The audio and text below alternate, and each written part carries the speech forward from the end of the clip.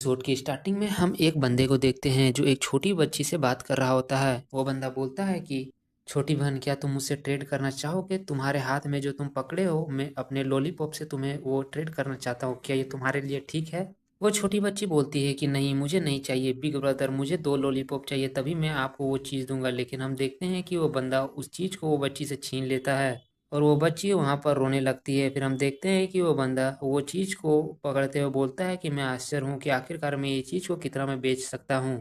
वो बंदा उस पर्ल को पकड़ के देख रहा होता है, लेकिन तभी उसके फिंगर से एक थोड़ा खून उसमें लग जाता है और वो पर्ल में एक थोड़ा सा रिएक्ट होता है, जिसे देख के वो बोलता है आखिरकार ये क्या हो रहा है। और वो पर्ल को अपने हाथ से हटाने का कोशिश करता है, लेकिन वो नहीं हटता है। वो बोलता है आखिरकार ये क्यों हो रहा है, और वो फिर देखते हैं कि वो वहाँ पर गिर जाता है और वहाँ पर बेहोश हो जाता है। और कुछ देर बाद जब उसकी आंखें खुलती है तो वो देखता है कि पूरा आसमान रंग बिरंगा दिख रहा होता है और वो बोलता है आखिरकार यहाँ पर क्या हो रहा है। उसे थोड़ा अजीब महसूस होता है और वो मन में सोचता है कि आखिरकार अभी मेरे साथ क्या हुआ। और वो फिर देखते हैं हम कि उसके पर्ल जो होता है उसके आँख में, वो उसके आंखों में मर्ज हो जाता है, जिसके वजह से उसके आंखों में दर्द होता है और वो अपने आंख पकड़ के बोलता है कि आखिरकार यहाँ क्या हुआ। और वो फिर अपने हाथ को देखते हुए बोलता है कि आखिरकार मेरा पर्ल कहाँ पर गया। लेकिन जब वो आगे देखता है तो देखता है कि एक कार वहाँ पर एक्सीडेंट हुआ पड़ा रहता है और वहाँ पर लैंडस्लाइड हुआ रहता है। फिर हम देखते हैं कि वो अपने आँख को बंद करते हुए देखता है तो देखते हैं वहाँ पर कुछ नहीं है, जिसे देख के वो बहुत ही ज़्यादा हैरान हो जाता है। लेकिन जब वो वहाँ पर खड़ा होता है तब देखता है कि वहाँ पर पास में से एक कार आ रहा होता है। फिर वो कार को देखते हुए मन में सोचता है कि क्या ये वो कार नहीं है जो मैंने अभी देखा था, जो वहाँ पर एक्सीडेंट हुआ पड़ा था? क्या मेरा लेफ्ट आई, क्या ये फ्यूचर देख सकता है? लेकिन वो मन में सोचता है कि जो भी हो। और वो बंदा उस कार के सामने आके खड़ा हो जाता है और वो बोलता है कि रुक जाओ। और ये बंदा जो है वो हमारा मेन कैरेक्टर है और इसी का नाम डुयान है। और वो फिर कार के सामने आते हुए मन में सोचता है कि अभी यहाँ पर क्या हो रहा है वो इम्पोर्टेंट नहीं है, लेकिन मुझे इसके लोगों का जान बचाना होगा। देखते हैं कि कार के अंदर से आवाज आता है कि क्या तुम बहुत ज्यादा क्रेजी हो, क्या तुम मरना चाहते हो? देखते हैं कि कार के अंदर से एक खूबसूरत सी लड़की निकलते हुए हमारे एमसी को बोलती है कि आखिरकार तुम क्या सोच रहे हो, क्या तुम्हें बहुत ज्यादा मरने की जल्दी है क्या? एमसी उसे समझाता है कि नहीं, मैंने उसलिए नहीं रोका, अभी आगे में लैंडस्लाइड आने वाला है इसीलिए मैंने रोका। और वो मन में सोचता है कि हाँ, मैंने अभी देखा था, वो सही में सच होना चाहिए। लेकिन वो लड़की हमारे एमसी के कुछ बात नहीं सुनती है और वो उसमें सीधा उसको सीधा अटैक कर देती है। और वो अटैक करती है लेकिन एमसी उसे डॉज कर लेता है और ये देख के वो लड़की बहुत ही ज़्यादा हैरान हो जाती है और बोलती है कि क्या ये मेरे अटैक को डॉज कर लिया, क्या ये मार्शल आर्ट प्रैक्टिस करने वाला है?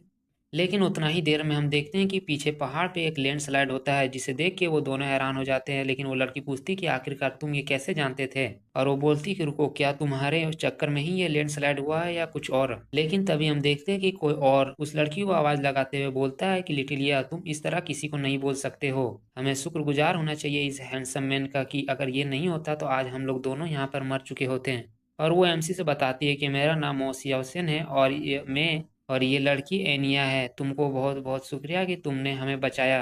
एमसी हंसते हुए बोलता है कि नहीं नहीं, ये उतना भी खास नहीं था। और वो मन में सोचता है कि ये लड़की बहुत ही ज़्यादा खूबसूरत है। और वो लड़की पूछती है एमसी से कि आखिरकार हैंडसम, आखिरकार तुम कहाँ से हो और तुम कैसे जानते थे कि यहाँ पर लैंडस्लाइड आने वाला है? फिर हम देखते हैं कुछ देर बाद कि वो दोनों, मतलब एमसी उन लोगों को कार में बैठे बैठे हुआ होता है और एमसी उस लड़की के पास बैठे हुए होता है। इसके वजह से वो मन में सोचता है अरे यार, ये तो बहुत ही ज़्यादा शर्मदायक है। और हम देखते हैं कि वो लिटिलिया पूछती है कि तुमने हम लोग के बारे में जाना, लेकिन क्या तुम अपने बारे में हम लोग को इंट्रोड्यूस नहीं करवाना चाहते हो? मैं तुम्हारे बारे में जानने में बहुत ही ज़्यादा इंटरेस्टेड हूँ। और हम देखते हैं कि हमारा एमसी बोलता है कि मेरा नाम डुयान है। और हम देखते हैं कि कुछ देर बाद मतलब एमसी बोलता है कि मुझे यहाँ पर रोक दीजिए। और हम वो देखते हैं कि एमसी उन लोगों को शुक्रिया बोलता है उसको राइट देने के लिए। हम देखते हैं कि लिटिलिया बोलती है कि तुम्हें शुक्रिया करने का कोई ज़रूरत नहीं है, तुमने हमारा ज़िंदगी आज बचाया है। अगर तुम्हें कभी भी ज़रूरत पड़े हमारा, तो तुम बिना हिचक हमें कॉल कर सकते हो। एमसी बोलता है कि हाँ ठीक है, तब बाय बाय। और देखते हैं वो मन में सोचता है कि मुझे तो आज बहुत ही अच्छा एबिलिटी मिला है, ये एबिलिटी तो बहुत ही ज़्यादा मस्त है। और वो वहाँ से आगे बढ़ता है, लेकिन वो एक औरत को देखते हुए मन में सोचता है ये बहुत ही ज़्यादा स्ट्रेंज है, क्या वो लैंड लेडी नहीं है? और हम देखते हैं कि और वो अपने आंखों के पावर के मदद से वो लैंड लेडी के थैले के अंदर देखने का कोशिश करता है। और वो देखते हुए मन में बोलता है कि आफ्टर ऑल वो जो बेचने जा रही है वो उतना भी अच्छा नहीं है, पर आखिरकार उनके झोले में जो एक ग्लो कर रहा है, चमक रहा है, वो आखिरकार क्या है? फिर हमें सीन कट करके दिखाया जाता है लैंड लेडी को कि वो किसी से बोलती है कि बॉस, आखिरकार ये कैसे पॉसिबल है कि इसका कीमत बस 800 युआन है। ये मेरे ग्रैंडफादर के द्वारा मिला गया था और ये एक बहुत ही ज़्यादा पुराना रेलिक है। आखिरकार आप ये कैसे बोल सकते हैं कि इसका कीमत 800 युआन है? वो बंदा हंसते हुए थोड़ा सा बोलता है कि हाँ, आप ये सही बोल रही है, इंक स्टोन तो बहुत ही खास है और इसका बनावट भी बहुत ही अच्छा है, लेकिन इसका कीमत 800 युआन से ज़्यादा नहीं है। मैं इससे ज़्यादा आपको ऑफर नहीं कर सकता हूँ। लैंडलेडी और वो आदमी बात कर रहे होते हैं, तभी हम देखते हैं कि डुयान वहाँ पर आ जाता है और लैंडलेडी से बोलती है कि लैंडलेडी, आखिरकार आप यहाँ पर क्या कर रहे हो? क्या आप यहाँ पर कुछ बेच रही हो? और वो सीधा बोलता है, क्या वो इंक स्टोन है? क्या मैं उसे देख सकता हूँ? मैं थोड़ा सा इसमें इंटरेस्टेड हूँ। मैं अभी कुछ समय से कैलीग्राफी में बहुत ही ज़्यादा इंटरेस्टेड हूँ। क्या मैं उसे बाय कर सकता हूँ? देखते हैं कि लैंडलेडी उसे देख के बहुत ही ज़्यादा गुस्सा हो जाती है और बोलती है कि यू ब्रेड, तुम पहले अपने रेंट को पे करो, फिर तुम अपने आप को ऐसे रिच प्रिटेंड करना। हम देखते हैं कि एमसी अपने आंखों की मदद से उसे देखता है तो उसके अंदर उसे कुछ ग्लो करता हुआ दिखता है। फिर वो एमसी उस लैंडलेडी से बोलती है कि आपको ये फिक्र करने का जरूरत नहीं, मैं रेंट को जल्दी पे कर दूंगा। पर अभी क्या हम एक इंक स्टोन के बारे में बात कर सकते हैं? मैंने जब से इस इंक स्टोन को देखा है तब से मुझे ये खरीदने का मन कर रहा है। क्या आप इसमें इससे कितना में बेचना चाहते हो? हम देखते हैं कि वो लैंडलेडी पूरा सा गुस्सा होते हुए बोलती है कि 3000 युआन, क्या तुम इसे अफोर्ड भी कर सकते हो? डुयान मन में सोचता है कि ये बहुत ही ज्यादा एक्सपेंसिव है। अभी तुरंत इन्होंने मेरे को देख के इसने रेट बढ़ा दिया है। आखिरकार इसका रेट बढ़ाने का पर्पस क्या है? लेकिन मैं देख सकता हूँ कि इसके अंदर कुछ खास है। फिर वो बोलता है कि ठीक है, 3000 युआन ठीक है, मैं इससे दे दूंगा। और हम देखते हैं कि वो ऑल मतलब वो शॉपकीपर बोलता है कि यंग मैन, तुम बहुत ही ज्यादा इंप्रेसिव हो। लेकिन लेकिन तभी देखते हैं कि वो लैंडलेडी बोलती है कि ठीक है, डील रहा, कहाँ है मनी? अब ये मत बोलना कि तुम्हारे पास मनी नहीं है, नहीं तो मैं अपने घर से धक्के मार के निकाल दूंगा। हम देखते हैं कि डुयान बोलता है कि ठीक है, मेरे साथ चलिए, मैं आपको पैसे दे दूंगा। और हम देखते हैं नेक्स्ट सीन में कि डुयान अपने वॉलेट को निकालते हुए बोलता है कि यही सब मेरे पास आखिरी पैसा है। मैं आशा करता हूँ कि इसके अंदर कोई एंशियन जेड हो, मैं स्कैम ना हो, ये चीज का मैं आशा करता हूँ। और फिर हम देखते हैं कि उसे वो खरीदने के बाद उसके अंदर से एक जेड निकालता है और वो उससे निकालते हुए बोलता है कि अपने हाथों में एक थोड़ा कट लगाते हुए उस जेड पे लगा देता है और बोलता है कि मुझे लगता है कि शायद इससे मुझे कोई स्किल मिलेगा। और वो मन में सोचता है कि मैंने इसके लिए बहुत सारा पे किया है, मुझे इससे कुछ मिलेगा, तभी मुझे फायदा होगा। और हम देखते हैं कि जब वो उसमें खून लगाता है तो उसमें कुछ रिएक्ट होता है और उसके आंखों के साथ वो जेड मर्ज हो जाता है। और वो फिर उससे मर्ज होने के बाद बोलता है कि ये बहुत ही ज़्यादा स्ट्रेंज है कि जब ये चीज़ मेरे साथ मर्ज हुआ है तो मेरा बॉडी बहुत ही ज़्यादा रिलैक्स हो गया है और मैंने जो अपने हाथ में कट लगाया था और जो इंजर्ड हुआ था वो भी अब ठीक हो गया है। क्या क्या मेरे लेफ्ट आई का एबिलिटी में एक हीलिंग फैक्टर भी आ गया है? और ये देख के वो बहुत ही ज़्यादा खुश हुआ रहता है। फिर हम देखते हैं कि डुयान अपने मोबाइल में उस जेड का कीमत देख रहा होता है। असल में वो जेड का बस एंशियंट ओरा को अपने अंदर एब्जॉर्ब किया था, ना कि पूरे जेड को। वो उस जेट की कीमत को देखते हुए बोलता है कि हाँ, अब तो मैं रिच बन जाऊंगा, क्योंकि उस जेट का कीमत वाकई में बहुत ही ज्यादा होता है। और उस जेट का कीमत देख के बहुत ही ज्यादा खुश हो जाता है और बोलता है कि अब तो मैं एक अच्छा सा कार खरीद सकता हूँ और मैं एक अच्छा सा घर भी खरीद सकता हूँ। और वो बहुत ही ज्यादा खुश होता है। फिर अगला सीन में हमें मार्केट का सीन दिखाया जाता है, जहाँ पर डुयान एक आदमी से पूछता है कि बॉस, क्या तुम इस जेट को देख के बता सकते हो कि आखिरकार इस जेट का असली कीमत कितना है? मैं इस जेट को बेचना चाहता हूँ। और वो शॉपकीपर उस जेट को देखते हुए मन में सोचता है कि ये जेट, और वो फिर डुयान को बेवकूफ बनाने सोचता है और बोलता है कि यंग मैन, ये जेट उतना अच्छा नहीं है और इसका क्वालिटी भी उतना अच्छा नहीं है, सो मैं इसे बस 50,000 युआन ही में दे सकता हूँ। डुयान वो सब जानता था कि इसका कीमत बहुत ही ज्यादा है, इसीलिए वो डायरेक्ट वहां से जाते हुए बोलता है कि क्या इसका वर्थ बस इतना है? तो मैं इसे नहीं बेचना चाहता हूँ। और ये शॉपकीपर वो देख के बहुत ही ज्यादा हैरान हो जाता है और वो डुयान को बोलता है कि रुकिए रुकिए, मैं इसके लिए 100,000 युआन भी देखने के लिए तैयार हूँ। हम देखते हैं डुयान पीछे मुड़ते हुए बोलता है कि क्या सिर्फ 500,000 युआन? हम देखते हैं वो बंदा बोलता है कि क्या ये प्राइस अच्छा नहीं है? क्या ये प्राइस आपको इससे भी ज्यादा चाहिए? तो क्या हम बैठ के बात कर सकते हैं? हम देखते हैं कि डुयान और वो बंदा आपस में बैठे होता है और जब वो बंदा उस जेट को करीब से देखता है तो वो बोलता है, वाह, ये तो बहुत ही ज्यादा अच्छा है। अगर मैं इसके टेक्सचर और अपीयरेंस का बात करूं तो ये बहुत ही हाई क्वालिटी का जेड है और इसका कलर ये तो एक्स्ट्रा ऑर्डिनरी है। ये सही में बहुत ही ज़्यादा खूबसूरत है, लेकिन अनफॉर्चुनेटली बहुत ही दुख की बात है कि मैं इसे अफोर्ड नहीं कर सकता हूँ। लेकिन मैं कोई ऐसे बंदे को जानता हूँ जो ये चीज़ को ज़रूर अफोर्ड कर सकता है। क्या मैं उसको ये कॉल करके ये चीज़ बता सकता हूँ? और हम देखते हैं कि वो बंदा फिर एक बंदे को कॉल लगाते हुए बोलता है कि शेन, मुझे आप मेरे पास आपके लिए कुछ अच्छा है। फोन से बोलता है कि आखिरकार ये क्या है? हम देखते हैं वो बंदा बोलता है कि ये बहुत ही ज्यादा इंटरेस्टेड है, क्या आप इसे खुद आके देखना चाहते हैं? वो बंदा बोलता है कि ठीक है, लेकिन अगर वो चीज़ अच्छा नहीं रहा तो तुम्हारे लिए बहुत ही ज़्यादा ट्रबलसम होगा। हम देखते हैं कि वो बंदा बोलता है कि ठीक है, लेकिन साथ में अपना मास्टर बैंक को भी लाना, क्योंकि ये चीज़ के लिए आपको नॉलेज का भी ज़रूरत है। ये चीज़ आपको बहुत ही ज़्यादा खुश करेगा, ये चीज़ बहुत ही अच्छा है। वो फ़ोन को कट करते हुए डियान को बताता है कि मैंने जिस पर्सन से अभी बात किया वो बहुत ही रिच परिवार से है। अगर उसे ये जेड पसंद आया तो तुम जो कीमत में बोलोगे वो उसे खरीद लेगा। डुयान बोलता है कि मैं बस इसके लिए फेयर प्राइस चाहता हूँ, अगर ये अच्छा कीमत में बिक गया तो मैं तुम्हें 1% कमीशन दूंगा। हम देखते हैं ये सुन के वो शॉपकीपर बहुत ही ज्यादा खुश हो जाता है और बोलता है कि यंग मैन, बस ये चीज मेरे पे छोड़ दीजिए आप। हम देखते हैं कि उस शॉप में कोई आते हुए बोलता है कि फैटी आखिरकार वो आइटम कहाँ है, और हम देखते हैं कि एक यंग लड़का और उसके साथ में एक ओल्ड मैन साथ में आए हुए होते हैं। और हम देखते हैं कि वो शॉपकीपर बोलता है कि सैन, क्या आप यहाँ पर आ गए हैं। हम देखते हैं कि वो यंग मैन सीधा बोलता है कि मैंने पूछा आखिरकार वो चीज कहाँ पर है। हम देखते हैं कि वो शॉपकीपर डुयान की तरफ इशारा करते हुए बोलता है कि वो चीज मेरा नहीं है, वो जो चीज के बारे में बात कर रहा हूँ वो ये आदमी से बिलोंग करता है। हम देखते हैं कि वो सैन बोलता है कि ओ तो तुम वो चीज बेचना चाहते हो, आखिरकार वो चीज कहाँ पर है, क्या मैं उस चीज को देख सकता हूँ। सैन उस जेड को निकालते हुए बोलता है कि हाँ वो ये रहा। वो जेड को देखते हुए वो अंकल जैसा आदमी वो बहुत ही ज्यादा हैरान हो जाता है और वो बोलता है ये जेड, और वो जेड को अपने गाल में लगाते हुए मलने लगता है।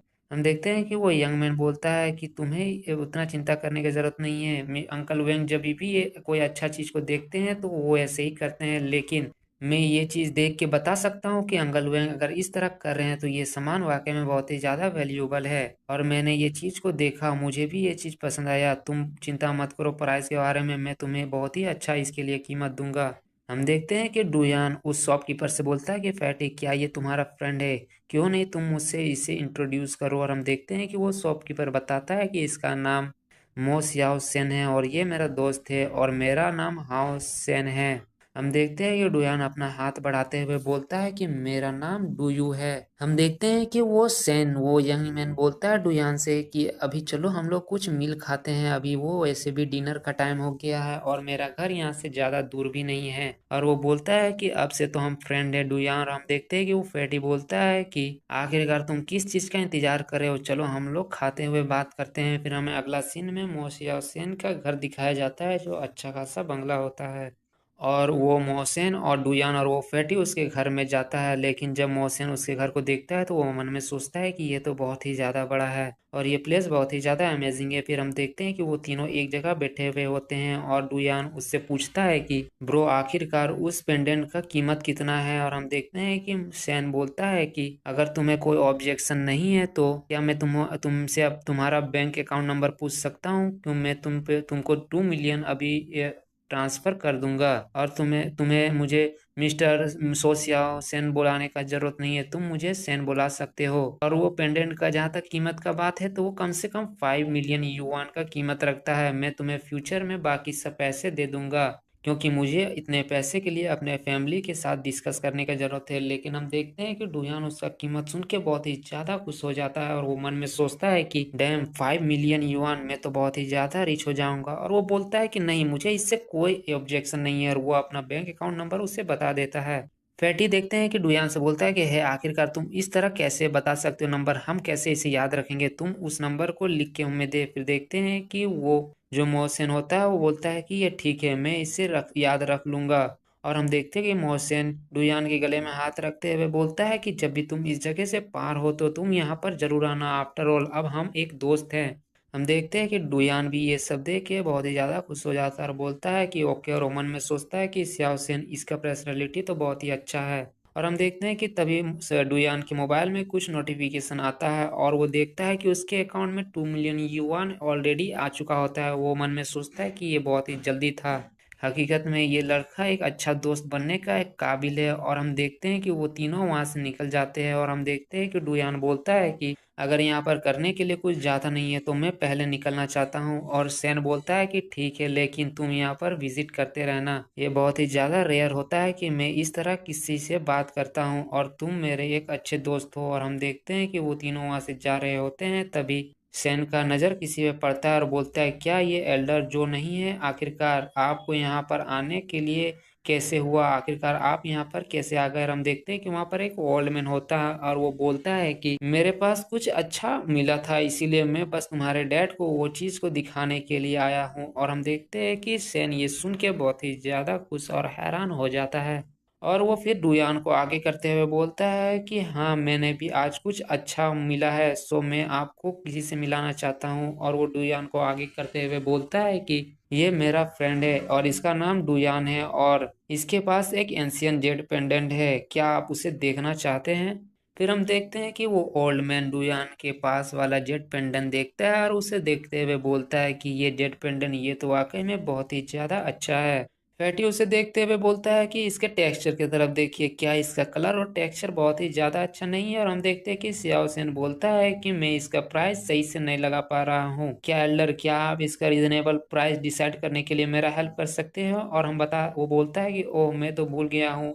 और वो डियान को बोलता है कि मैं तो भूल गया हूँ कि इन लोगों से इंट्रोडक्ट कराते हुए। और हम देखते हैं कि वो इंट्रोड्यूस कराता है एक बंदे से और बोलता है कि ये आदमी, ये सिक्योरिटी है जेंगियन का। और वो दूसरे बंदे को दिखाते हुए बोलता है कि और ये डायरेक्टर है एक्स एक्स कंपनी का। और हम देखते हैं कि वो डायरेक्टर होता है, वो उस जेड को पकड़ते हुए बोलता है कि ये तो ग्यूफैन जेड है। और हम देखते हैं कि एल्डर ये बात सुन के हैरान हो जाते हैं और वो बोलते हैं कि क्या तुम ये चीज में श्योर हो कि ये वही जेड है, जो ये एक बहुत ही कीमती गिफ्ट है। जब कैंसी एम्पायर युनजी से जब प्राइवेट में मिले थे जिंगयांग में, तब उन्होंने उसे ये दिया था। और हम देखते हैं कि फैटी ये सब सुन के बोलता है कि क्या आखिरकार ग्यूफेन जेड।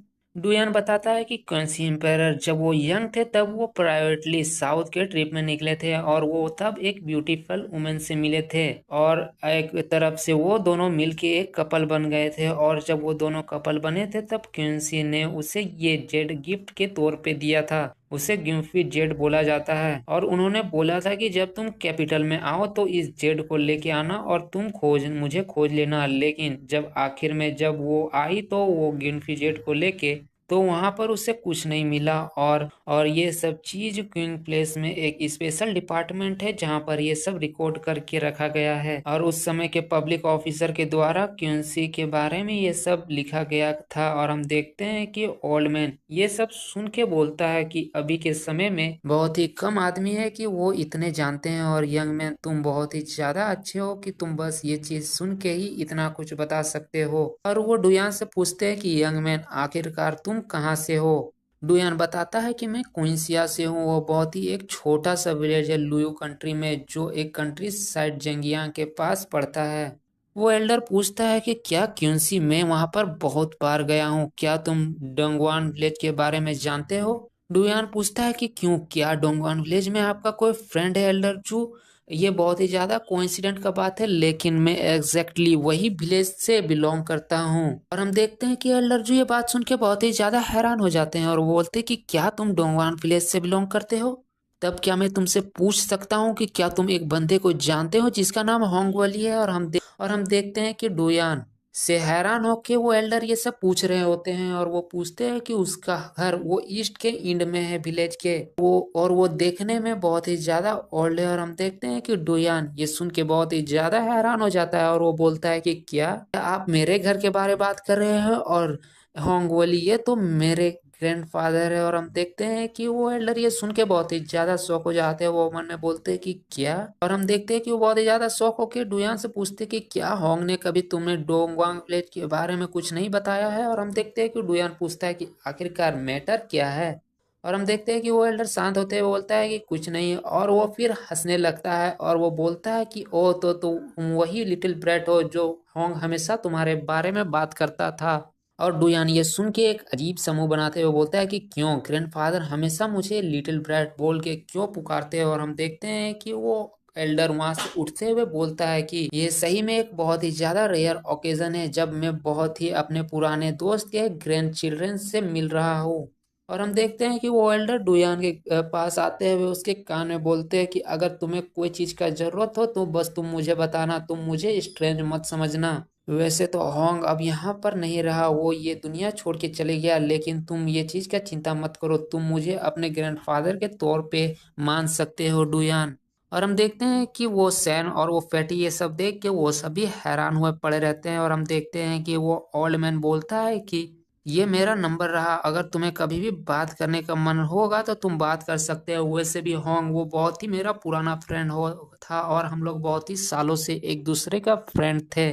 और हम देखते हैं कि डुयान भी ये सब सुन के बहुत ही ज्यादा खुश हो जाता है और बोलता है कि ठीक है ग्रैंडपा जो। और हम देखते हैं कि एक मार्केट का सीन जहां पर हम देखते हैं कि सैन और फैटी और डुयान वहां पर खाने के लिए आए हुए होते हैं। और हम देखते हैं कि सैन एक आदमी से बोलता है कि बॉस कुछ बियर और कुछ खाने के लिए चिकन वगैरह यहाँ पर लगा। और हम देखते हैं कि वो वेटर बोलता है कि ठीक है ब्रदर, आप यहाँ पर थोड़ा सा ये सब स्नैक्स खाइए, तब तक मैं आपका खाना को लाता हूँ। और हम देखते हैं कि वो जाते हुए बोलता है कि टेबल नंबर 18 में जल्दी से बियर और ये सब लाओ। और हम देखते हैं कि वो तीनों आपस में बात कर रहे होते हैं। फिर अगला सीन में हमें वो एल्डर को दिखाया जाता है जो वो खुद से बोलते हैं कि क्या हॉग ने होंगली विलेज के बारे में उसे कुछ नहीं बताया है। और वो बोलते हैं कि डुआन विलेज कोई ऑर्डिनरी विलेज नहीं है। वैसे तो वो बच्चा ऑर्डिनरी ही लगता है, लेकिन फिर भी वो बच्चा बहुत ही ज्यादा इंटरेस्टिंग है। और वो बोलते हैं कि इसके बारे में भूल जाते हैं। वैसे भी अगर होंगली इसके बारे में मेंशन नहीं किया है तो वो चाहता है कि उसका ग्रैंडसन अच्छा जिंदगी जिए। वैसे तो होंगली अब यहाँ पर नहीं रहा, लेकिन होंगली तुम फिक्र फिक्र मत करो, मैं तुम्हारे ग्रैंडसन का अच्छा केयर करूंगा। और वो अपने में ये सब बात करते करते कुछ सोच रहे होते हैं। फिर हमें नेक्स्ट सीन में एक लड़की को दिखाया जाता है जो डुयान के टेबल में आई हुई होती है और वो बोलती है कि आपके लिए ये सब हाजिर है और अगर आप लोगों को कुछ चाहिए तो आप लोग बोल सकते हैं। और हम वो देखते हैं कि वो तीनों उस लड़की को देख के बहुत ही ज्यादा हैरान हो जाते हैं क्योंकि वो लड़की बहुत ही ज्यादा ब्यूटीफुल होती है। और हम देखते हैं कि डुयान मन में सोचता है कि क्या ये जेंगयान यूनिवर्सिटी का गॉडेस नहीं है जो बहुत ही ज्यादा खूबसूरत है। और मैंने सुना था कि ये बहुत ही अच्छा फैमिली से आती है, लेकिन आखिरकार ये यहाँ पर वर्क क्या कर रही है, क्यों कर रही है। और हम देखते हैं कि वो डुयान उसे उसी तरह घूर रहा होता है।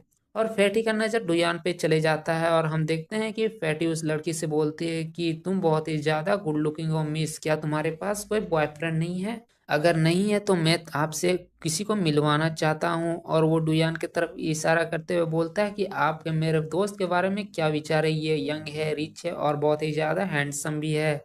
हम देखते हैं कि डुयान उसका बात सुन के बहुत ही ज्यादा घबरा जाता है और बोलता है कि डैम फैटी, ये बहुत ही ज्यादा कमीना है, ये कहीं भी कुछ बोल सकता है, आखिरकार वो ऐसे किसी के सामने कैसे बोल सकता है। और वो फिर अपने आप को संभालते हुए बोलता है कि मुझे माफ कर देना निंगफैंग, मेरा दोस्त बस तुमसे मजाक कर रहा था। और वो फैटी को डांटते हुए बोलता है कि फैटी आखिरकार तुम ये सब क्या बोल रहे हो। और हम देखते हैं कि वो लड़की भी ये सुन के बहुत ही ज्यादा शर्मा रही होती है और वो पूछती कि सर क्या आप कुछ और ऑर्डर करना चाहते हैं। और हम देखते हैं कि सैन बोलता है कि हाँ, एक प्लेट ब्लूमिंग फर्नीचर लेके आओ। और मैं भी नहीं जानता हूँ कि आखिरकार ये डिश कौन सा है। और हम देखते हैं कि फैटी हंसते हुए बोलता है कि आखिरकार तुम बहुत ही ज्यादा इनोसेंट बनने का कोशिश कर रहे हो। और वो हंसते हुए बोलता है कि आखिरकार तुमको उस लड़की को देखते हुए तुम्हारा फेस बंदर की तरह लाल, बंदर के पिछवाड़े की तरह तुम्हारा फेस लाल क्यों हो गया था। और हम देखते हैं कि सैन भी हंसते हुए बोलता है कि डुयान, अगर तुम उसे लाइक करते हो तो तुम उसे जाके बोल दो, आप तुम्हें शर्माने का जरूरत नहीं है। वैसे भी अगर तुम उसे नहीं बोलोगे तो वो बहुत ही ज्यादा लेट हो जाएगा।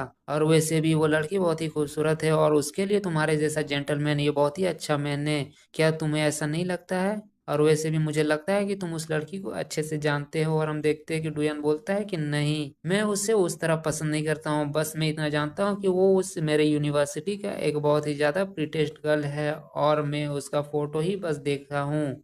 और हम देखते हैं कि उन लोगों का ऑर्डर वहां पर आ चुका होता है, वो चिकन का कुछ होता है। फिर हम देखते हैं कि डुयान उसे खाते हुए बोलता है कि आखिरकार ये क्या है, ये तो टेस्ट में मैं समझ नहीं पा रहा हूँ, ये थोड़ा सा डिलीशियस है लेकिन इसे चबाना पड़ रहा है। और हम देखते हैं कि फैटी बताता है कि ये चिकन का पिछवाड़ा है और ये हम लोग बहुत ही ज्यादा मतलब पसंद करते हैं जब हम लोग दारू पीते हैं। और हम देखते हैं कि डुयान ये सुन के उसका मुंह से पानी निकल जाता है और वो बोलता है कि क्या तुम दोनों मुझे ये सब खिला के मरवाना चाहते हो। और हम देखते हैं कि डुयान, सैन और फेटी हंसते हुए बोलता है कि आखिरकार तुम्हारे मुंह से पानी क्यों निकल गया, ये बहुत ही ज्यादा एक्सपेंसिव है और ये चिकन का बहुत ही एक्सपेंसिव पार्ट है। और हम देखते हैं तभी अगला सीन में कि कुछ बंदे उस लड़की को घेरते हुए बोलते हैं कि ए लड़की, क्या तुम मुझे कंपनी देना चाहते हो, तुम बहुत ही ज्यादा प्रीटी हो, आखिरकार तुम्हारा नेम क्या है, क्या तुम यहाँ से भागना चाहती हो। और हम देखते हैं कि वो लड़की बोलती है कि तुम मेरे पास मत आओ वरना मैं पुलिस को कॉल कर दूंगा। हम देखते हैं कि डुयान का ध्यान भी उधर जाता है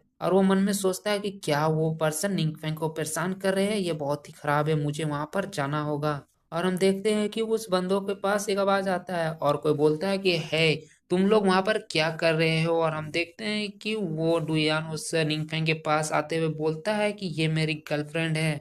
हम देखते हैं कि वो बंदों में से कोई बोलता है कि आखिरकार तुम यहाँ पर क्या कर रहे हो बच्चे, क्या तुम अपने आप को एक हीरो समझते हो, यहाँ से तुम चले जाओ, ये तुम्हारा बिजनेस में से नहीं है। और हम देखते हैं कि डुयान निंगफेंग से बोलता है कि तुम्हें फिक्र करने की जरूरत नहीं है, मैं यहाँ पर हूँ, मैं तुम्हें कुछ नहीं होने दूंगा। निंगफेंग डुयान से पूछती है कि क्या मैं पुलिस को कॉल कर दूं। हम देखते हैं कि डुयान बोलता है कि पुलिस, और वो मन में सोचता है कि इन जैसे कचड़ों के लिए तो मैं अकेले ही काफी हूँ। और वह बोलता है कि मैं अपने आंखों की मदद से कुछ सेकंड फ्यूचर में देख सकता हूँ और इसके वजह से मैं इन लोग को आराम से संभाल सकता हूँ। और तभी एक बंदा आगे आते हुए बोलता है कि तुम बहुत ही ज्यादा कूल एक्टिंग कर रहे हो कमीने, मैं तुम्हें बताता हूँ। और उसको आके हिट करता है, लेकिन डुयान आसानी से उसे डॉज कर देता है और वो एक पंच बनाते हुए उस बंदे की डायरेक्ट सीने में मारता है, जिसके वजह से वो आदमी जमीन पे गिर जाता है और उसे बहुत ही ज्यादा दर्द होता है। और हम देखते हैं कि वो ग्रुप का बॉस होता है, वो चिल्लाते हुए बोलता है कि आखिरकार तुम लोग यहाँ पर क्या कर रहे हो, तुम लोग जल्दी से जाओ और उस कमीने को पकड़ो। और हम देखते हैं कि तीन चार बंदे डुयान को पकड़ने के लिए दौड़ जाते हैं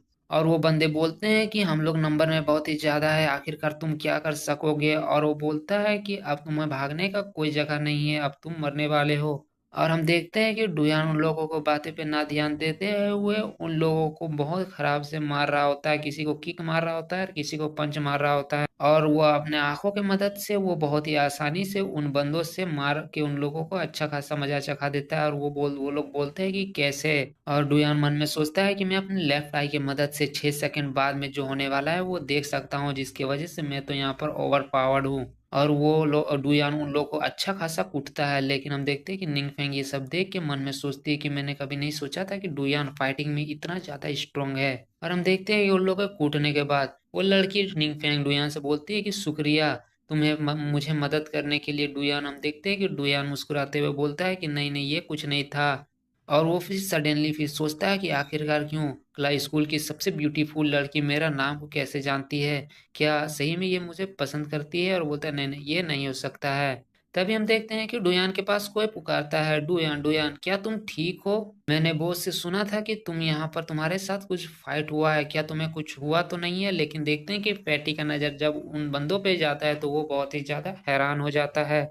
और वो डुयान से पूछता है कि क्या तुमने इन सब को अपने अकेले के दम पे नॉक किया है। और वो बोलता है कि डुयान तुम्हें पहले बोलना चाहिए, तुम अगर किसी लड़की को बचाना चाहते हो तो पहले तुम्हें हमें इन्फॉर्म करना चाहिए, हम तुम्हारे बारे में बहुत ही ज्यादा फिक्र कर रहे थे कि शायद तुम्हें कुछ हो ना जाए। और हम तो यहाँ तक कि बहुत ही आदमी को भी जमा कर लिए थे तुम्हारे हेल्प करने के लिए। हम देखते हैं कि डुयान हंसते हुए बोलता है कि मैंने सोचा नहीं था कि मैं यहाँ पर जीत जाऊंगा, मैं यहाँ पर कुछ स्पेशल नहीं किया, बस मेरा लक अच्छा था। और हम देखते हैं कि निंगफेंग बोलती है कि मैं तुमसे बाद में मिलता हूँ, डुयान मेरा फ्रेंड मुझे लेने के लिए आया है और मैं तुम्हें बहुत ही ज्यादा शुक्रगुजार हूँ कि तुमने मुझे हेल्प किया है और मैं तुम्हें इसे जरूर लौटाऊंगा। और हम देखते हैं कि डुयान भी बोलता है कि ठीक है। और हम देखते हैं कि पैटी बोलता है कि सही में तुम बहुत ही ज्यादा अच्छी लड़की हो, अब मुझे पूरा यकीन है कि वो तुम्हें सही में पसंद करती है। और हम देखते हैं डुयान बोलता है कि नहीं, मुझे ऐसा नहीं लगता है आफ्टर ऑल। और वो बोलता है लेकिन मुझे ऐसा क्यों लगता है कि बहुत सारे बंदे से मैं घिरा हुआ हूँ। और हम देखते हैं कि सैन भी ये सुन के थोड़ा सा हैरान मतलब परेशान हो जाता है और वो बोलता है कि वेल ये। और हम देखते हैं कि वो कुछ बोल रहा होता है, तभी उन लोगों के पास कोई कार आता है और हम देखते हैं कि वो बंदे जो अभी पीटे हुए होते हैं वो कुछ बंदे को लेके फिर आ जाते हैं और वो बोलते हैं कि फक वही लड़का है जो हमसे फाइट किया था और हमें मारा था, उसे छोड़ना नहीं है। लेकिन वो कुछ देख के बहुत ही ज्यादा हैरान हो जाता है, वो देखता है कि प्रोफेशनल आदमी उन लोगों का इंतजार पहले से उन लोगों को कूटने के लिए कर रहा था। और हम देखते हैं कि सैन अब बताता है कि ये कुछ बंदे हैं जिसको मैंने तुम्हारे लिए अभी गैदर किया था और मैंने सोचा था कि ये बंदे मैंने बेकार का गैदर किया है, लेकिन अब मुझे देख के लगता है कि इन लोगों का कुछ तो काम आएगा। और हम देखते हैं कि उन लोगों बंदे का कूटने का आवाज सुनाई देता है, कोई ओ आ ई ओ मत मारो कर रहा होता है। और हम देखते हैं कि वो बंदे उन रोड साइड बुलेट सबको बहुत ही ज्यादा मारते हैं। और हम देखते हैं कि उन लोगों का मैनेजर जो होता है वो सैन के पास आते हुए बोलता है कि मैं अब यहाँ से जाना चाहता हूँ मास्टर मो। हम देखते हैं कि सैन उसे रोकते हुए बोलता है कि चैंग तुम अभी मत जाओ, मैं तुम्हारा बहुत शुक्रगुजार हूँ कि तुमने मुझे हेल्प किया है। मैं तुम्हें किसी से मिलवाना चाहता हूँ। ये मेरा फ्रेंड है डुयान, और ये मेरा अब नया फ्रेंड है। डुयान को बताता है कि डुयान ये इसका नाम चेंग है। और हम देखते हैं डुयान बोलता है कि आपसे मिलके अच्छा लगा चेंग। और हम देखते हैं कि वो बंदा बोलता है कि अगर आप मास्टर मो का फ्रेंड है यानी आप मेरे फ्रेंड है, और ये रहा मेरा बिजनेस कार्ड, अगर आपको किसी तरह का जरूरत हो तो आप मुझे कॉल कर सकते हैं। डुयान भी बोलता है कि हाँ, अगर तुम्हें भी किसी तरह का मदद चाहिए तो हेजिटेट मत करना, तुम मुझे कांटेक्ट कर सकते हो। और हम देखते हैं कि वो फैटी बहुत ही ज्यादा ड्रंक होता है और वो बोलता है कि मुझे मत रोको, मैं और पी सकता हूँ। और हम देखते हैं कि सैन बोलता है कि ठीक है सैन, तो मैं अब यहाँ से निकलना चाहता हूँ, चलो मैं तो तब तुमसे कल मिलता हूँ। सैन बोलता है कि ठीक है, तो तुम अच्छे से जाना, कल आप दोपहर को कुछ खास तुम्हें दिखाना है, इसीलिए तुम तैयार रहना। डुयान बोलता है कि ओ, तो ये सुनने में बहुत ही अच्छा लग रहा है। हम देखते हैं कि डुयान अपने मन में सोच रहा होता है कि मैं अब 5 मिलियन युआन मेरे पास है और मैं एटलीस्ट अच्छा खासा अमीर बन चुका हूँ, और मैं कल ऑफिस जाके ऑफिशियली रिजाइन दे दूंगा। मैं उन इडियटों के साथ काम नहीं कर सकता हूँ, और मैं एक अच्छा सा घर और एक अच्छा सा कार भी खरीदूंगा।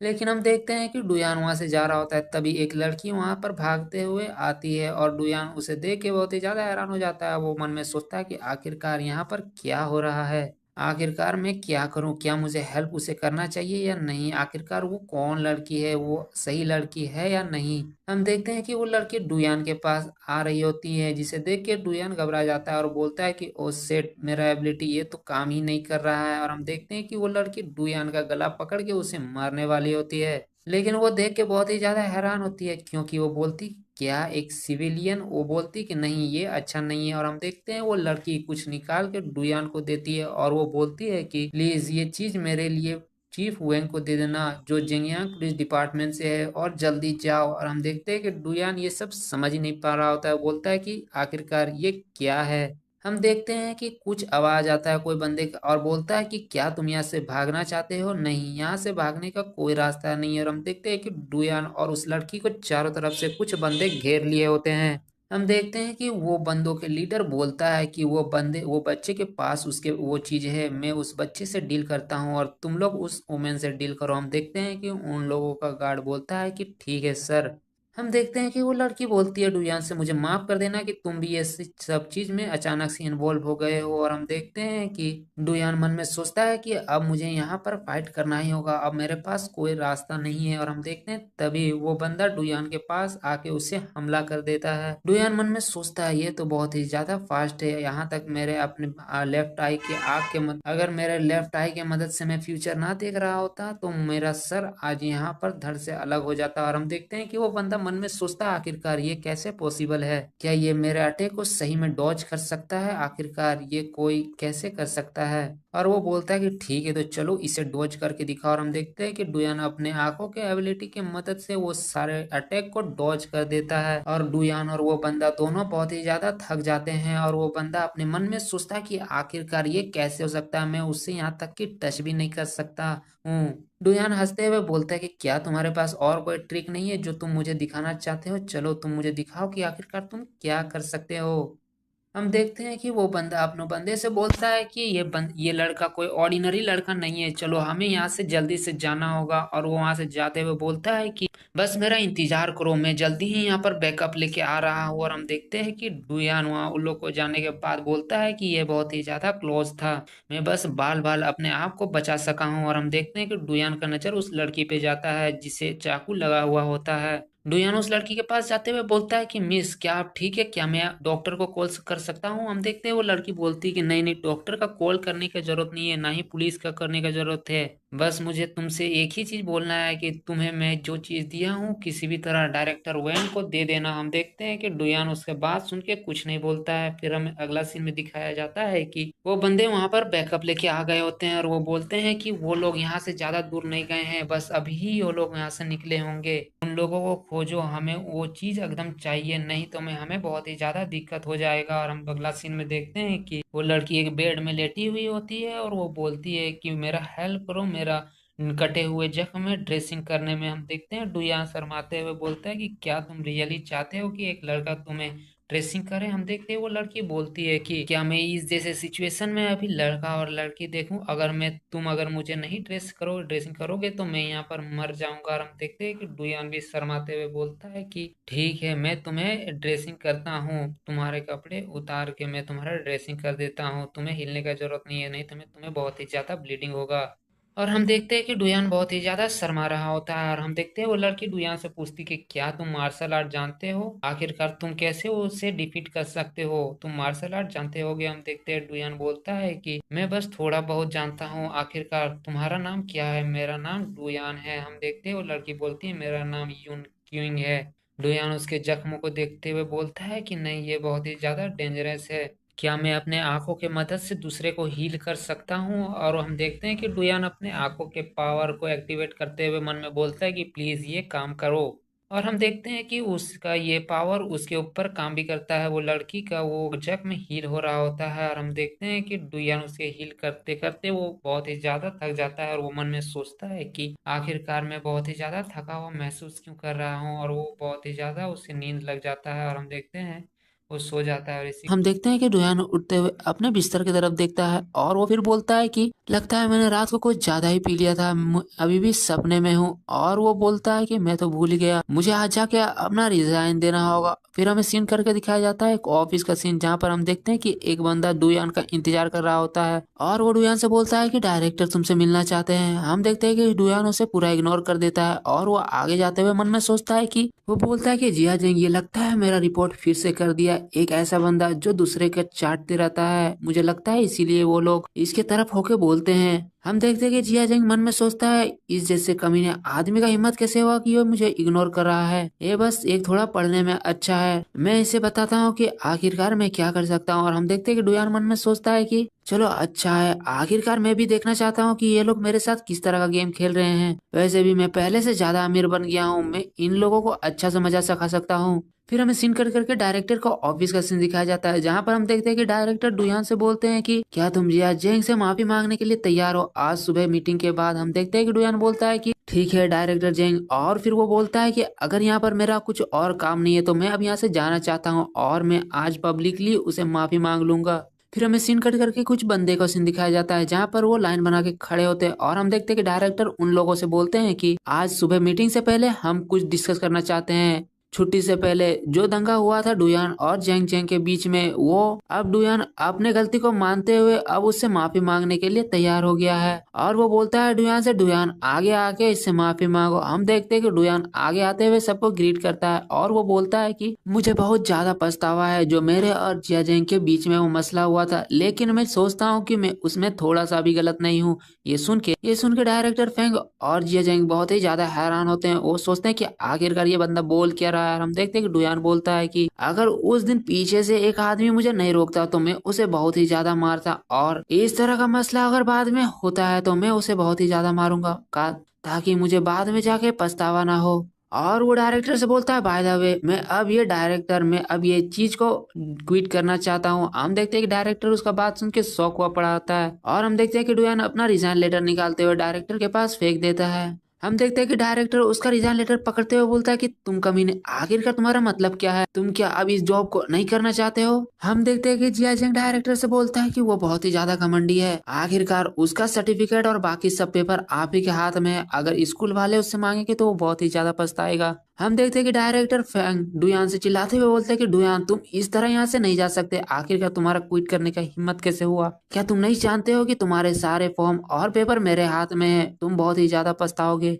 हम देखते हैं कि डुयान वहां से जाते हुए बोलता है कि जो तुम्हारा मर्जी है वो करो, वैसे भी मैं अब एक नया बिजनेस स्टार्टअप करने वाला हूँ और मैं पहले से ज्यादा अमीर हूँ। हम देखते हैं कि डायरेक्टर फैन ऐसे ही गुस्सा हो रहे थे, तभी उसके फोन में कॉल आता है और उसे उठाते हुए वो बोलते हैं कि आखिरकार आपने मुझे क्यों कॉल किया। लेकिन वो जब वो वहां से आवाज सुनता है तो बहुत ही ज्यादा हैरान हो जाता है और वो कुछ नहीं बोल पाता है और उधर से आवाज आता है कि हेलो सिक्रेटली। और हम देखते हैं कि डायरेक्टर फैंक बोलते हैं कि क्या आप एक इंटर्नशिप बंदे को खोज रहे हैं जिसका नाम डुयान है। और वो हड़बड़ाते हुए बोलता है कि क्या आप उसे लेने के लिए आ रहे हैं। और हम देखते हैं कि डायरेक्टर फ्रैंक उसे बताते हैं कि वो बंदा अभी अभी यहाँ से रिजाइन दे के गया है और वो मुझे डिसरिस्पेक्ट भी किया है। और वो बोलता है कि ठीक है मैं समझ गया। और वो फिर फोन काटते हुए वो लोग से बोलता है कि तुम लोग जल्दी जाओ और डुयान को वापस यहाँ पर लेके आओ, वरना तुम लोग याद रखना तुम लोग का इंटर्नशिप रिपोर्ट और बाकी पेपर मेरे ही हाथ में है। हम देखते हैं कि डायरेक्टर फैंक गुस्साते हुए बोलते हैं कि आखिरकार तुम लोग यहाँ पर अभी तक खड़े क्यों हो, जल्दी से जाओ। हम देखते हैं कि वो स्टूडेंट बोलते हैं कि ठीक है सर हम लोग अभी जाते हैं। फिर हमें दिखाया जाता है कि डुयान आराम से सड़क में चल रहा होता है, लेकिन तभी ये आवाज आता है कि डुयान प्लीज रुक जाओ, तुम यहाँ पर रुक जाओ। हम देखते हैं कि डुयान पीछे मुड़ के देखता है और वो बहुत ही ज्यादा हैरान हो जाता है और वो बोलता है कि आखिरकार तुम लोग मुझे क्यों पकड़ना चाहते हो। हम देखते हैं कि उसके पीछे बहुत ही सारे स्टूडेंट पड़े होते हैं और वो लोग बोलते हैं कि डुयान प्लीज रुक जाओ और हमारे साथ चलो, तुम्हें डायरेक्टर फैंक वो तुम्हें बुला रहे हैं, जल्दी तुम हम लोग के साथ चलो। हम देखते हैं कि डुयान वहां से दौड़ते हुए बोलता है कि ऐसा नहीं हो सकता, अगर वो लोग मुझे पकड़ लेंगे तो वो लोग मुझे बहुत ही ज्यादा पीटेंगे। फिर हम देखते हैं कि वो दौड़ते दौड़ते एक बस को पकड़ लेता है और वो लोग को चिढ़ाते हुए बाय बाय करता है।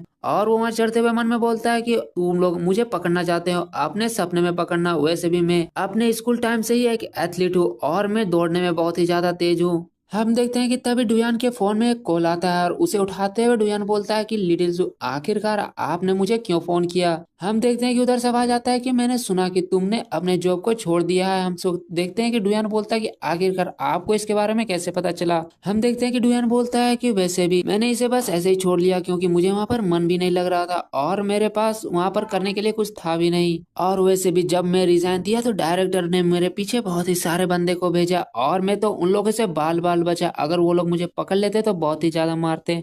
हम देखते हैं कि उधर से आवाज आता है कि मैं सेनिया ग्रुप का सीईओ हूँ, आखिरकार तुमने इस जॉब को क्यों छोड़ा, तुम मेरे ऑफिस में आके बात कर सकते हो, मैं तुम्हारे लिए सुटेबल जॉब को ढूंढ सकती हूँ। हम देखते हैं कि डुयान पहले तो उसके बात में ध्यान नहीं देता है, लेकिन जब उसके बात को अच्छा से समझता है तो वो बहुत ही ज्यादा हैरान हो जाता है और वो बोलता है कि क्या सीईओ। और हम सीन कट करके दिखाया जाता है सीईओ का ऑफिस। हमें वही लड़की को दिखाया जाता है जिसे हम पहले एपिसोड में देखे थे और वो वहां पर जाते हुए बोलता है कि आपसे मिलकर बहुत ही अच्छा लगा प्रेसिडेंट मो। हम देखते हैं कि वो लड़की बोलती है कि अगर जब यहाँ पर कोई ना हो तो तुम मुझे सिस्टर बुला सकते हो। हम देखते हैं कि डुयान वहां पर बैठते हुए बोलता है कि एक्चुअली सिस्टर मैं वहां पर जॉब को क्विट कर दिया क्योंकि मैं अपने लिए एक नया बिजनेस स्टार्टअप करने सोच रहा हूँ। हम देखते हैं कि वो बोलती है कि आखिरकार तुम अभी अभी ग्रेजुएशन दिए हो और तुम इतना जल्दी बिजनेस स्टार्ट कर रहे हो, मेरा मानो तो तुम पहले अब कुछ साल जॉब कर लो और उसके बाद कुछ बिजनेस स्टार्ट करना। वैसे भी मेरे लिए बस ये एक एडवाइस है, अगर तुम्हें अपने मर्जी से कुछ करना है तो तुम कर सकते हो और तुम्हारे लिए मैं कुछ भी करने के लिए तैयार हूँ। और वो फिर बताती है कि लिटिलिया तुमसे मिलना चाहती है, वो जंगलियान फिटनेस सेंटर में तुम्हें लंच टाइम में बुलाई है। हम देखते हैं कि डुयान बोलता है कि ठीक है मैं समझ गया और वो वहां से जाते हुए बोलता है कि सिस्टर इस मामले को मैं आपके ऊपर छोड़ता हूँ, आप इस मामले को संभाल लेना। और फिर हम देखते हैं कि वो बोलती है कि कोई बात नहीं मैं इसे संभाल लूंगी और अगर तुम्हें कुछ काम हो तो तुम बोल सकते हो। और बाय द वे अगर तुम कभी फ्री हो तो तुम मेरे पास आ सकते हो, मैं तुम्हें डिनर ट्रीट देना चाहती हूँ। हम देखते हैं कि डुयान वहां से जाते हुए बोलता है कि ठीक है ये सुनने में अच्छा लग रहा है। फिर हमें सीन कट करके जंगलियान फिटनेस सेंटर का दिखाया जाता है जहाँ पर हम देखते हैं कि लिटिलिया कुछ बंदों से बोल रही होती है कि अपने आर्म को सीधा करो, तुम अपने आप में फोकस करो और वो कुछ बंदे को ट्रेन कर रही होती है। हम देखते हैं कि वहां पर डुयान जाते हुए बोलता है कि लिटिलिया ओ तो तुम यहाँ पर हो। और हम देखते हैं कि लिटिलिया डुयान को देखते हुए बोलती है कि ओ तो डुयान हम लोग काफी समय बाद मिले हैं, चलो तुम अपने ड्रेस को चेंज कर लो और हम लोग एक फ्रेंडली स्पार मैच करते हैं। हम देखते हैं कि डुयान बोलता है कि इसका कोई जरूरत नहीं है। हम देखते हैं कि लिटिलिया उसे घूर के देखती है और डुयान घबराते हुए बोलता है कि ठीक है। फिर हमें सीन कर करके स्टेज का सीन दिखाया जाता है जहाँ पर डुयान और लिटिलिया खड़ी होती है और डुयान मन में सोचता है कि लिटिलिया को मना करना ये तो बहुत ही ज्यादा मुश्किल है। और लिटिलिया डुयान से बोलती है कि आखिरकार तुम इतने ज्यादा रिलैक्स क्यों हो, मैं तुम्हें दिखाती हूँ कि आखिरकार मैं इतने दिन में क्या सीखी हूँ। और हम देखते हैं कि लिटिलिया डुयान के ऊपर हमला कर देती है और डुयान लिटिलिया के हमले से बहुत ही आराम से बच रहा होता है और वो सब अटैक को डॉज भी कर रहा होता है। हम देखते हैं कि जंगजान फिटनेस सेंटर के बंदे बोल रहे होते हैं कि ये बंदे का मूव बहुत ही अच्छा है, ये इतना काबिल है कि इंस्ट्रक्टर का हर अटैक को ये बहुत ही आसानी से डॉज कर रहा है। और दूसरा बंदा बोलता है कि इसीलिए इंस्ट्रक्टर इसके साथ स्पार मैच करने के लिए इतना ज्यादा उतावली थी। और तीसरा बंदा बोलता है कि इसका मूव बहुत ही अच्छा है। हम देखते हैं कि डुयान लिटिलिया से बोलती है कि ठीक है अब मैं हार मानता हूँ। हम देखते हैं कि लिटिलिया बोलती है कि आखिरकार तुम इस तरह हार कैसे मान सकते हो, मैं अभी तक तुम्हारे ऊपर एक भी हिट अच्छा से नहीं मार पाई हूँ और एक आदमी कैसे बिना लड़े इस तरह हार मान सकता है, अगर तुम इस तरह हार मानोगे तो मैं तुम्हें बहुत ही ज्यादा पीटूंगी। हम देखते हैं कि तभी पीछे से एक बंदा बोलता है कि ये बहुत ही ज्यादा अमेजिंग है और वो बोलता है कि मैंने जैसे जंगयान फिटनेस सेंटर से सुना था एक फीमेल टाइकेंडो मास्टर जो बहुत ही सारे मेल टाइकेंडो मास्टर को हरा चुकी है और रूमर्स के हिसाब से वो टाइकेंडो मास्टर वाकई में बहुत ही ज्यादा ब्यूटीफुल है। हम देखते हैं कि लिटिलिया उसे देखते हुए बोलते कि आखिरकार तुम हो कौन। वो बताता है कि मैंने यहाँ पर आपसे स्पार मैच करने के लिए आया था, क्या ये ठीक है? और वो बताता है कि आपसे मिलके अच्छा लगा इंस्ट्रक्टर एन। और वो बताता है कि मेरा नाम जेंग उलू है और मैं सेंगवान फिटनेस सेंटर का इंस्ट्रक्टर हूँ। हम देखते हैं कि उसका नाम सुन के कुछ बंदे बोलते हैं कि मैंने इसका नाम सुना है, ये वाकई में बहुत ही ज्यादा स्ट्रॉन्ग है, थाईलैंड का नेशनल कंपटीशन में ये सेकंड रैंक आया था, इसका स्ट्रेंथ बहुत ही ज्यादा है। हम देखते हैं कि लिटिलिया उन लोगों की बात सुनते हुए बोलती है ठीक है तो तुम्हारे साथ स्पार करने में बहुत ही मजा आएगा, चलो हो जाए। फिर हम देखते हैं कि कुछ बंदे लिटिल एन को चेयर करती है और बोलते हैं कि इंस्ट्रक्टर इसे मजा चखा दो, इसे एक लेसन सिखाओ, इसका हिम्मत कैसे हुआ कि ये आप ही के फिटनेस सेंटर में आके आप ही को चैलेंज कर रहा है। और हम देखते हैं कि कुछ बंदे उस बंदे को चेयर कर रहे होते हैं और बोलते हैं कि तुम इसको और अपना स्ट्रेंथ के बीच में गैप इसे दिखा दो। हम देखते हैं कि डुयान उसे देखते हुए मन में सोचता है मुझे कुछ सही नहीं लग रहा है, मुझे ऐसा लगता है कि उस बंदे और लिटिलिया के बीच में बहुत ही ज्यादा गैप और वो इससे नहीं जीत सकते। हम देखते हैं कि लिटिलिया उसके ऊपर हमला कर देती है और वो भी बंदा लिटिलिया के ऊपर हमला कर देता है और दोनों का अटैक आपस में टकराता है। और फिर देखते हैं कि लिटिलिया बोलती है कि चलो इसे कंटिन्यू किया जाए और लिटिलिया उसके ऊपर बहुत ही सारे हमले करता है, लेकिन वो बंदा बहुत ही आसानी से लिटिलिया के हमले को डॉज कर देता है और वो बोलता है कि अगर तुम्हारे पास कुछ और मूव नहीं है तो अब ये मेरा चांस है, अब ये लो मेरा अटैक। और हम देखते हैं कि वो लिटिलिया के ऊपर एक जोरदार हमला कर देता है और जिसके वजह से लिटिलिया बहुत ही ज्यादा पीछे धकेली जाती है। और हम देखते हैं कि वहाँ के बंदे बात करते हैं कि इसका स्ट्रेंथ बहुत ही ज्यादा है, ये एक पंच में ही लिटिलिया को दूर धकेलने में काबिल रहा, अगर ऐसे ही रहा तो लिटिल इंस्ट्रक्टर यहाँ पर हार जाएगी। हम देखते हैं कि वो बंदा लिटिलिया से बोलती है कि तुम मेरे एक पंच को खा के ये चीज महसूस कर लिए हो कि मैं तुम्हारे से आसानी से जीत सकता हूँ। हम देखते हैं कि डुयान अपने मन में सोचता है कि जैसे मैंने सोचा था इस बंदे और लिटिलिया के बीच में बहुत ही बड़ा गैप है। हम देखते हैं कि लिटिलिया तभी बोलती है कि तुम मुझे हराओगे अपने सपने में, वैसे भी मेरा तबीयत आज थोड़ा खराब है इसीलिए मैं थोड़ा कमजोर फील कर रही हूँ और इसीलिए मैं तुम्हारे हमले से पीछे धकेली गई हूँ। हम देखते हैं कि डुयान उसके बात सुनते हुए अजीब सा मुंह बनाते हुए मन में सोचता है कि ये कितना सेमलेस पर्सन है, या अपने आप को जिताने के लिए क्या बोल रही है। और फिर वो बोलती है कि चलो मैं देखता हूँ और डुयान अपने पावर को एक्टिवेट करते हुए देखता है तो वो बोलता है कि ये तो झूठ बोल रही है। और हम देखते हैं कि लिटिलिया डुयान की तरफ इशारा करते हुए बोलती है कि मेरा तबीयत आज खराब है और इसीलिए मैं आज का मैच नहीं खेल सकती हूँ, लेकिन मेरा स्टूडेंट उसका पावर और मेरा पावर लगभग सेम है, अगर तुम इसे हराने में कामयाब रहे तो मैं अपने आप हार मान लूंगी। हम देखते हैं कि डुयान उसके बात सुन के उसका मुंह उतर जाता है और हम देखते हैं कि वो बंदा बोलता है तो ऐसा है, वैसे भी तुम्हारा डिसेबल मुझे नहीं हरा सकता है और अगर मैं तुम्हें हरा देता हूँ तो तुम्हें अपने फिटनेस सेंटर के बाहर ये छपवाना होगा कि तुम सेंगवांग फिटनेस सेंटर से बेकार हो और तुम्हें मेरा गर्लफ्रेंड बनना होगा। हम देखते हैं कि लिटिया बोलती कि पहले तुम मेरे डिसेबल को हराओ तब मैं तुम्हारे कंडीशन में एग्री कर जाऊंगी।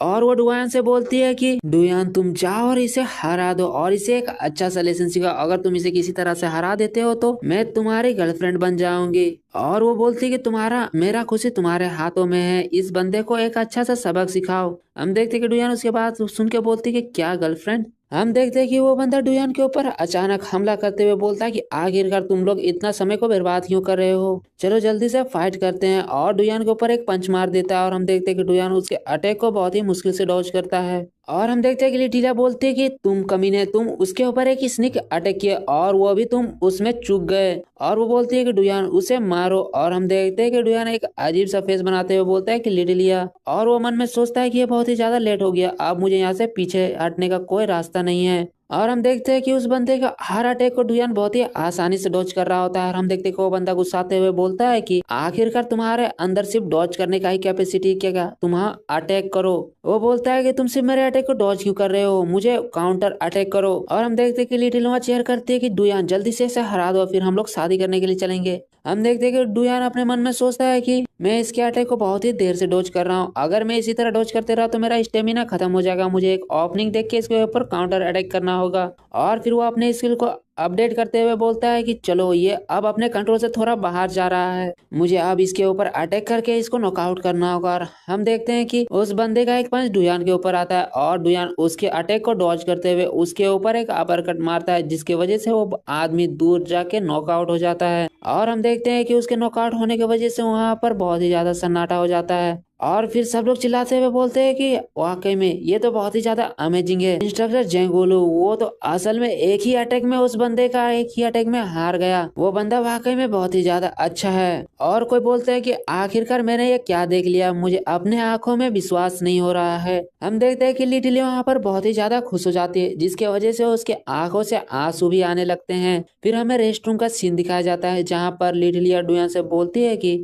तुमने इस मैच को जीत के बहुत ही अच्छा काम किया है, चलो जाओ और अपने ड्रेस को आप चेंज कर लो। हम देखते हैं कि डुयान हैरान होते हुए पूछता है कि आखिरकार कपड़े चेंज इसका मतलब क्या है। हम देखते हैं कि लिटिलिया एक क्रीपी सा स्माइल बनाते हुए बोलती है कि असल में हम लोग अब अपने शादी के लिए जा रहे हैं और हम लोग के लिए वेडिंग के लिए इमेज करना है, मतलब पिक्चर लेना है, तो ड्रेस तो चेंज करना होगा। हम देखते हैं कि डुयान हैरान होते हुए बोलता है कि क्या क्या हम लोग का रिश्ता क्या डिसाइपल और टीचर का नहीं है, या कि ये क्या गलत नहीं होगा। हम देखते हैं कि लिटिलिया हंसते हुए बोलते मैं तो बस मजाक कर रही थी। और वो बोलते हैं कि अपने ड्रेस को चेंज कर लो, बस मैं तुम्हें डिनर ट्रीट देना चाहती हूँ। फिर हमें सीन कट करके मार्केट का सीन दिखाया जाता है। फिर हम देखते हैं कि लिटिलिया डुयान से पूछती है कि आखिरकार डुयान तुम उसके बारे में तो नहीं सोच रहे हो। और वो बोलती है कि मैं वैसे भी बहुत ही ब्यूटीफुल गर्ल हूँ, तुम सोच सकते हो। और हम देखते हैं कि डुयान कुछ नहीं बोल रहा होता है और वो बस हंस रहा होता है। फिर हमें सीन कट करके ड्रेस शॉप का सीन दिखाया जाता है, जहाँ पर हम देखते हैं कि डुयान एक कपड़े को पहन के आता है, जिसे देख के लिटिलिया बोलती है कि तुम इसमें बहुत ही ज्यादा अच्छे दिख रहे हो, चलो इसे हम लोग खरीद लेते हैं। हम देखते हैं कि शॉप लेडी भी बोलती है कि हाँ आप इस कपड़े में बहुत ही ज्यादा हैंडसम दिख रहे हैं, और आप जिस भी कपड़े को पहनेंगे तो उस कपड़े में आप बहुत ही ज्यादा हैंडसम दिखेंगे। हम देखते हैं कि डुयान बोलता है कि इसे छोड़ दो, ये वैसे भी बहुत ही ज्यादा एक्सपेंसिव है, इसे नहीं लेना चाहिए। और ये बात सुन के लिटिलिया बोलती कि क्या तुम मुझे गरीब समझ रहे हो। और वो शॉप लेडी से बोलती कि इसे आप दे दीजिए। और वो अपना कार्ड निकालते हुए बोलते कि इस कार्ड से जितना पेमेंट हो रहा आप पेमेंट कर लीजिए। वो शॉप लेडी बताती कि इसका रेट 3,300,000 युआन है, पर आप लोगों को डिस्काउंट में मिल रहा है और इसका रेट 3,200,000 युआन है। हम देखते हैं कि डुयान उसका रेट सुन के बहुत ही ज्यादा हैरान हो जाता है। हम देखते हैं कि लिटिलिया डुयान से बोलती है कि क्योंकि मैं तुम्हें ट्रीट दे रही हूँ तो तुम मेरे ऊपर एक फेवर क्या कर सकते हो। हम देखते हैं कि डुयान ये सुन के बहुत ही ज्यादा पसीना पसीना हो जाता है और फिर वो अपने आप को शांत करते हुए बोलता है कि कोई दिक्कत नहीं है, जब तक इसके पीछे रीजन होगा तो मैं तुम्हारा मदद करने के लिए तैयार हूँ। हम देखते हैं कि लिटिला बोलती है तब ठीक है तुम मेरा बॉयफ्रेंड बन जा। हम देखते हैं ये सुन के डुयान बहुत ही ज्यादा हैरान हो जाता है। फिर हमें सीन कट करके एक कैफे का सीन दिखाया जाता है, जहाँ पर हम देखते हैं कि लिटिलिया एक चश्मिश बंदे के साथ बैठी हुई होती है। और हम देखते हैं कि उसके पीछे से डुयान आते हुए बोलता है कि लिटिलिया आज तुम बहुत ही ज्यादा खूबसूरत दिख रही हो। और लिटिलिया उसके देखते हुए बोलती है ओ तो डुयान तुम यहाँ पर हो। हम देखते हैं कि वो चश्मिश वाला बंदा ये सब देख के बहुत ही ज्यादा हैरान हो जाता है और कंफ्यूज हो जाता है।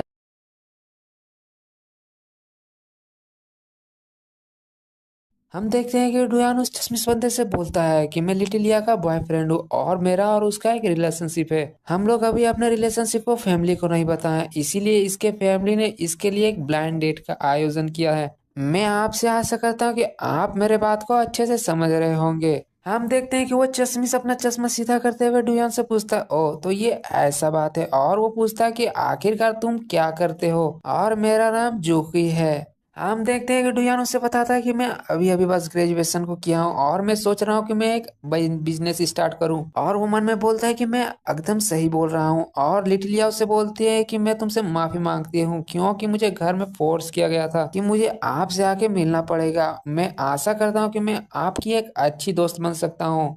और आप मेरे बातें को समझ रहे हैं। हम देखते हैं कि लिटिलिया मन में बोलते हैं कि तुम्हारा परफॉर्मेंस अच्छा था डुयान, ये इतना भी बुरा नहीं है। फिर हमें अगला सीन में दिखाया जाता है कि डुयान गाड़ी में बैठा होता है और लिटिलिया उससे पूछते है कि आखिरकार तुम्हारा दोपहर का प्लान क्या है। वैसे भी मैं दोपहर को फ्री हूँ। हम देखते हैं कि डुयान को उस तरह बात करते हुए उसका मुंह उतर जाता है और वो बताता है कि मुझे आफ्टरनून में कुछ काम है। फिर हम देखते हैं कि लिटिलिया को वो खड़ी होती है और बोलती है कि तुम कभी ने आखिरकार मैं इतनी अजीब तो नहीं दिखती हूँ। हमें अगला सीन में एक स्पोर्ट कार को दिखाया जाता है। हम देखते हैं कि उसके अंदर सैन बैठा होता है और हम देखते हैं कि डुयान उसे देखते हुए बोलता है डैम इट, आखिरकार तुम दलालों की तरह कपड़ा क्यों पहने हो। हम देखते हैं कि सैन डुयान से बोलता है कि आखिरकार देखो मुझे दलाल कौन बोल रहा है, अपने कपड़े की तरफ कौन देखा है, तुम भी तो उसी तरह के कपड़े पहने हो। और सैन डुयान से बोलता है कि डुयान जब हम जहाँ जाने वाले हैं वहां पहुंच जाएंगे तो तुम मेरे से अलग हो जाना, मेरे अंदर इतना कॉन्फिडेंट नहीं है कि मैं तुम्हारे सामने खड़े हो सकूं।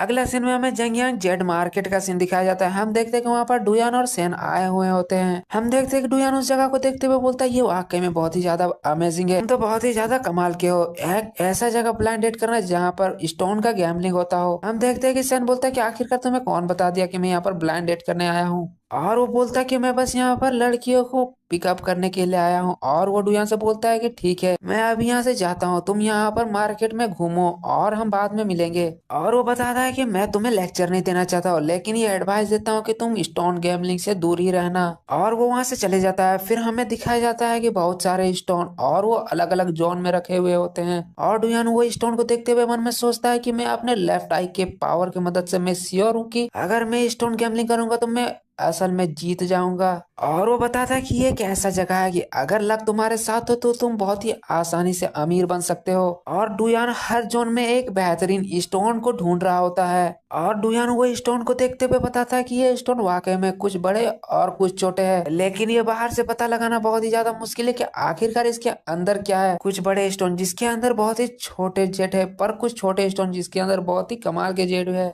और वो बताता है कि बहुत सारे पत्थर के अंदर जो जेड है वो अनप्योर है। और वो बताता है कि ये पत्थर के तो रेट अच्छे हैं लेकिन अगर इसके अंदर जेड ना निकले तो आदमी डूब भी सकता है। हम देखते हैं कि डुयान एक स्टोन को देखते हुए बोलता है कि वो स्टोन वो वाकई में कुछ अच्छा दिख रहा है। और हम देखते हैं कि एक स्टोन जिसके अंदर पूरे हरा हरा का जेड भरा रहता है। और डुयान वहाँ के शॉपकीपर से बोलता है कि ए मास्टर मुझे वो स्टोन चाहिए। हम देखते हैं वो बंदा ओके बोलता है। हम देखते हैं कि तभी वो चश्मिश बंदा डुयान के पीछे आते हुए बोलता है कि क्या कोइंसिडेंट है डुयान, हम दोनों फिर दोबारा मिल गए। हम देखते हैं कि डुयान उसे देखते हुए बोलता है ओ तो तुम जिस जगह के बारे में मेंशन कर रहे थे वो यही जगह है, तुम इसी जगह में काम करते हो। और वो डुयान से पूछता है कि आखिरकार तुम स्टोन गैम्बलिंग के बारे में जानते कितना हो। हम देखते हैं डुयान बताता है कि मैं इसके बारे में कुछ ज्यादा नहीं जानता हूँ, बस मैं अपने लक के भरोसे में खेल रहा हूँ। हम देखते हैं कि वो बंदा बोलता है कि आखिरकार तुम अपने इतने सारे पैसे को ऐसे ही लक में कैसे फेंक सकते हो। स्टोन गैम्बलिंग करने के लिए बहुत ही ज्यादा स्किल का जरूरत पड़ता है और तुम बिना स्किल के करोगे तो बहुत ही ज्यादा पछताओगे। और वो बहुत सारा ज्ञान देते हुए बताता है कि स्टोन गैम्बलिंग करने के लिए तुम्हें स्टोन के साइज शेप और वो स्टोन कहाँ से आया है सबके बारे में जानना पड़ेगा। और सिर्फ लक से खेलने से यहाँ पर कुछ नहीं मिलने वाला है, ये बहुत ही कम चांस है कि तुम लक से खेलो और उसके अंदर कोई जेड निकले। और वो डुयान से बोलता है कि मैं जानता हूँ कि आपके पास पैसे की कमी नहीं है लेकिन मेरा एडवाइस है कि आप इस तरह यहाँ पर पैसे को बर्बाद ना करें। और वो चश्मिश अपने मन में सोचता है कि आखिरकार इस तरह अनएक्सपीरियंस बंदा यहाँ पर कर क्या रहा है। और वो अपने लक पे भरोसा करते हुए आखिरकार यहाँ पर इतने बड़े गैम्बलिंग में क्यों पार्टिसिपेट करना चाहता है। आखिरकार एनिया इस तरह के पर्सन को पसंद कैसे कर सकती है, मैं इससे अच्छा मजा चखाऊंगा और इसका औकात बताऊंगा। हम देखते हैं कि वो स्टोन कटिंग करने वाला बंदा पूछता है कि क्या सर आप इस स्टोन को काटना चाहते हैं। हम देखते हैं डुयान बोलता है कि हाँ। और हम देखते हैं कि वो चश्मिश वाला बंदा ये सब देखते हुए गुस्साते हुए डुयान से बोलता है कि सर क्या आप मेरे बातों में ध्यान नहीं दे रहे हैं, आप बाद में बहुत ही ज्यादा रिग्रेट करेंगे। हम देखते हैं कि डुयान उससे बोलता है कि मेरा पैसा मैं जो चाहूँ करूँ, आखिरकार बोलने वाले तुम कौन होते हो और क्या तुम क्रियस नहीं कि आखिरकार इस पत्थर के अंदर है क्या। मैं अपने लक पे बहुत ज्यादा भरोसा करता हूँ, मैं आशा करता हूँ कि इसके अंदर बहुत ही बड़ा जेड होगा। हम देखते हैं कि ये बात सुन के वो चश्मिश वाला बंदा हंसने लगता है और बोलता है कि क्या जेड तुम अपने सपने में ये सोचना। और वो डुयान के पास आते हुए बोलता है कि इसके अंदर कोई भी जेड नहीं है, मैं तुमसे ये बेट लगा सकता हूँ कि अगर इसके अंदर जेड ना निकले तो तुम्हें मेरे सामने घुटने में आके तुम मुझसे माफी मांगोगे, क्या तुम मुझसे डर गए हो। हम देखते हैं कि डुयान उसका बात सुनते हुए बोलता है कि क्या तुम मुझसे बेट लगाना चाहते हो, ठीक है लेकिन अगर इसके अंदर कोई जेड निकलता है तो तुम्हें मेरे सामने घुटने टेक के माफी मांगना पड़ेगा। हम देखते हैं कि वो चश्मे वाला बंदा बोलता है कि ठीक है और वो मन में बोलता है कि आखिरकार तुम अपने आप को समझते क्या हो, तुम मेरे ओमेन को भी ले लिए हो और क्या तुम सोचते हो कि तुम मेरे सामने हर चीज में जीत सकते हो। और डुयान बोलता है कि ठीक है बस इंतजार करो, और हम देखते हैं कि स्टोन कटिंग करने वाला बंदा स्टोन को कटिंग करने लगता है। और वो बोलता है कि डुयान मैं तुम्हारे स्टोन को काट रहा हूँ। डुयान भी बोलता है कि ठीक है। फिर हम देखते हैं कि वो काटने के बाद बोलता है कि यंग मैन तुम बहुत ही ज्यादा खुशकिस्मत हो, इसके अंदर तो एक जेड है, और वो भी कोई ऑर्डिनरी क्वालिटी का नहीं है, बहुत ही हाई क्वालिटी का जेड है। हम देखते हैं कि डुयान उसको देखते हुए बहुत ज्यादा खुश हो जाता है और बोलता है कि तुम हार गए हो। हम देखते हैं कि जैस्मिन वाला बंदा चिढ़ते हुए बोलता है कि आखिरकार ये कैसे हो सकता है, और वो बहुत ज्यादा पसीना पसीना हो जाता है और वो बोलता है कि आखिरकार ये मुमकिन भी कैसे है। और वो वहां से जाते हुए बोलता है कि वो बोलता है कि बस तुम मेरा इंतजार करो। फिर हमें दिखाया जाता है कि वो स्टोन कटिंग करने वाला बंदा जो डुयान से बोलता है कि क्यों ना यंग मैन मैं ये पूरे स्टोन को काट के देखूं, मैं भी क्यूरियस हूँ कि आखिरकार इसके अंदर कितना बड़ा जेड है। हम देखते हैं कि डुयान उसके कंधे में हाथ रखते हुए बोलता है कि मैं ये काम तुम पे छोड़ता हूँ। हम देखते हैं कि तभी बहुत सारे बंदे का आवाज आता है और सब लोग बोलते हैं कि उधर उधर एक बंदे के पत्थर में बहुत ही बड़ा जेड निकला है। हम देखते हैं कि डुयान उन लोग का आवाज सुनते हुए हैरान हो जाता है। हम देखते हैं कि तभी वहां पर बहुत ही भीड़ जमा हो जाता है और कुछ बंदे बोलते हैं कि मिस्टर प्लीज अपना जेड को मुझे भेज दीजिए, कुछ बोलते हैं कि मैं कैश पेमेंट करूंगा मुझे भेज दीजिए। हम देखते हैं कि डुयान बोलता है कि प्लीज आप लोग कम से कम वेट कर लीजिए, ये जेट को पूरे तरह से कटने तो दीजिए। हम देखते हैं कि कोई बोलता है कि मिस्टर प्लीज आप उस जेट को मेरे कंपनी में भेज दीजिए, मैं आपको अच्छा खासा इसके लिए कीमत दूंगा। और इसी तरह हर बंदे अपना अपना ऑफर डुयान को दे रहे होते हैं। और डुयान वहां पर दबते हुए सैन को याद करते हुए बोलता है कि सैन आखिरकार तुम हो कहाँ हो, मुझे प्लीज मदद करो। फिर हमें अगला सीन में दिखाया जाता है कि कोई बोलता है कि मैं इसके लिए 5 मिलियन युआन देने वाला हूँ, मैं इसे खरीद लूंगा। और हम देखते हैं कि वहीं पर एक पीलो वाला बंदा होता है, वो बोलता है सैन से कि आखिरकार सैन तुम समझते क्या हो कि सिर्फ तुम्हारे पास ही पैसा है, मैं इस जेट के लिए 8 मिलियन युआन देने के लिए तैयार हूँ। और हम देखते हैं कि उन लोगों के बीच में एक लड़की भी होती है। हम देखते हैं कि सैन बोलता है कि तो ठीक है मैं इसके लिए 10 मिलियन देने के लिए तैयार हूँ, अब तुम्हारा टर्न है। हम देखते हैं कि वो पीलो वाला बंदा डुयान से बोलता है कि मैं हार गया हूँ, और वो डुयान से बोलता है कि और वो पीलो वाला बंदा सैन से बोलता है कि मैंने माना तुम्हारे पास बहुत सारे पैसे हैं, पर तुम इस तरह पैसे को मत उड़ाने, तुम बाद में बहुत ही ज्यादा पछताओगे। हम देखते हैं कि डुया सैन उसके बातों पे ध्यान ना देते हुए बोलता है तो ठीक है अब ये जेड मेरा हुआ।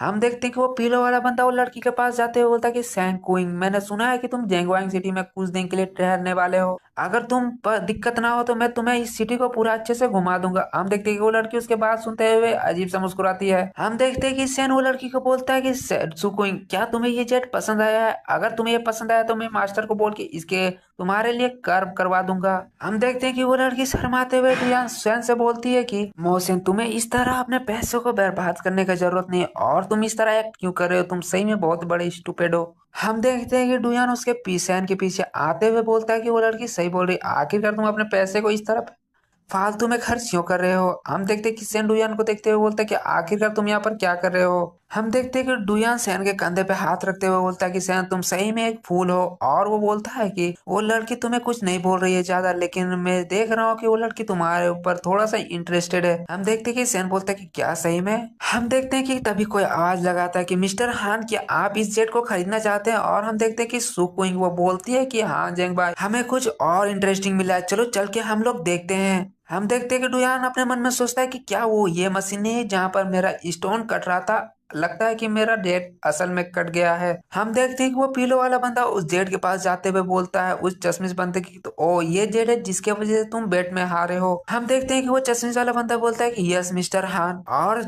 वो पीलो वाला बंदा बोलता है कि ये तो बहुत ही एक्सीलेंट क्वालिटी का है। और वो मन में सोचता है कि सायन मैंने माना कि तुम उस बार मेरे से जीत गए और वो जेट को तुम खरीद लिया, लेकिन मेरे पास कुछ है आज जिसके वजह से मैं आज कुछ पैसे बना सकता हूँ, और मैं ये तुमसे जरूर जीत जाऊंगा और मैं ये खरीद लूंगा। और हमें वो जेट को दिखाया जाता है और फिर हमें दिखाया जाता है कि सोक्विन उस जेट के पास आती है और बोलती है कि ये जेट बहुत ही ज्यादा अच्छा है। हम देखते हैं कि डुयान उस जेट को देखते हुए मन में बोलता है कि ये जेट वाकई में मेरा ही है। और हम देखते हैं कि सुक्विन उस पत्थर कटिंग करने वाला बंदा से पूछती है कि आखिरकार इस जेट का ऑनर कहाँ है, मैं उसके साथ प्राइस का डील करना चाहती हूँ। हम देखते हैं कि वो स्टोन कटिंग करने वाला बंदा बोलता है कि वो यंग मैन अभी ही यहाँ पर था, लेकिन वो यहाँ से अभी गया है और वो बोला कि मैं कुछ देर में यहाँ आ जाऊंगा।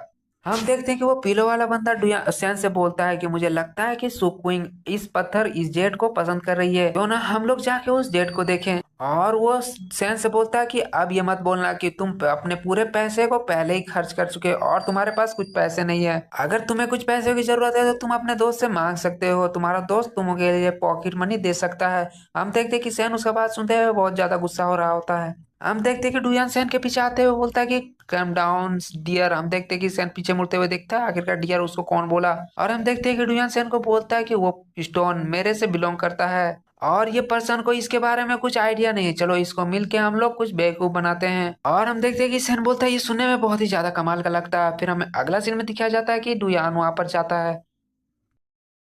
हम देखते हैं कि डुयान उस स्टोन कटिंग करने वाले आदमी के पास चले जाता है और बोलता है बॉस। हम देखते हैं कि वो बंदा बोलता है कि यंग मैन आप आ गए हैं, आप जाके अपने आइटम को कलेक्ट कर लीजिए। हम देखते हैं कि डुयान उसका शुक्रिया अदा करता है और वो अपने आइटम को कलेक्ट करने के लिए चले जाता है। हम देखते हैं कि उसके पीछे से वो पीले वाला बंदा आता है और बोलता है कि यंग मैन मैं तुम्हारे स्टोन पे थोड़ा सा इंटरेस्टेड हूँ, आखिरकार तुम उसमें कितने में बेचना चाहते हो। हम देखते हैं कि डुयान बोलता है कि वो इतना भी मुश्किल नहीं था, ये मेरे जाल में फंस गया। और हम देखते हैं कि वो पीले वाला बंदा डुयान के ऊपर दबदबा बनाते हुए बोलता है कि मैं हान फैमिली से हूँ और मेरा नाम जेंगबाय हान है। और वो बोलता है कि तुम मुझे ऑफेंड नहीं करना चाहोगे तो तुम मुझे प्राइस बताने से पहले तुम ये ध्यान रखना, वरना तुम इस जेड मार्केट से वापस नहीं जा पाओगे।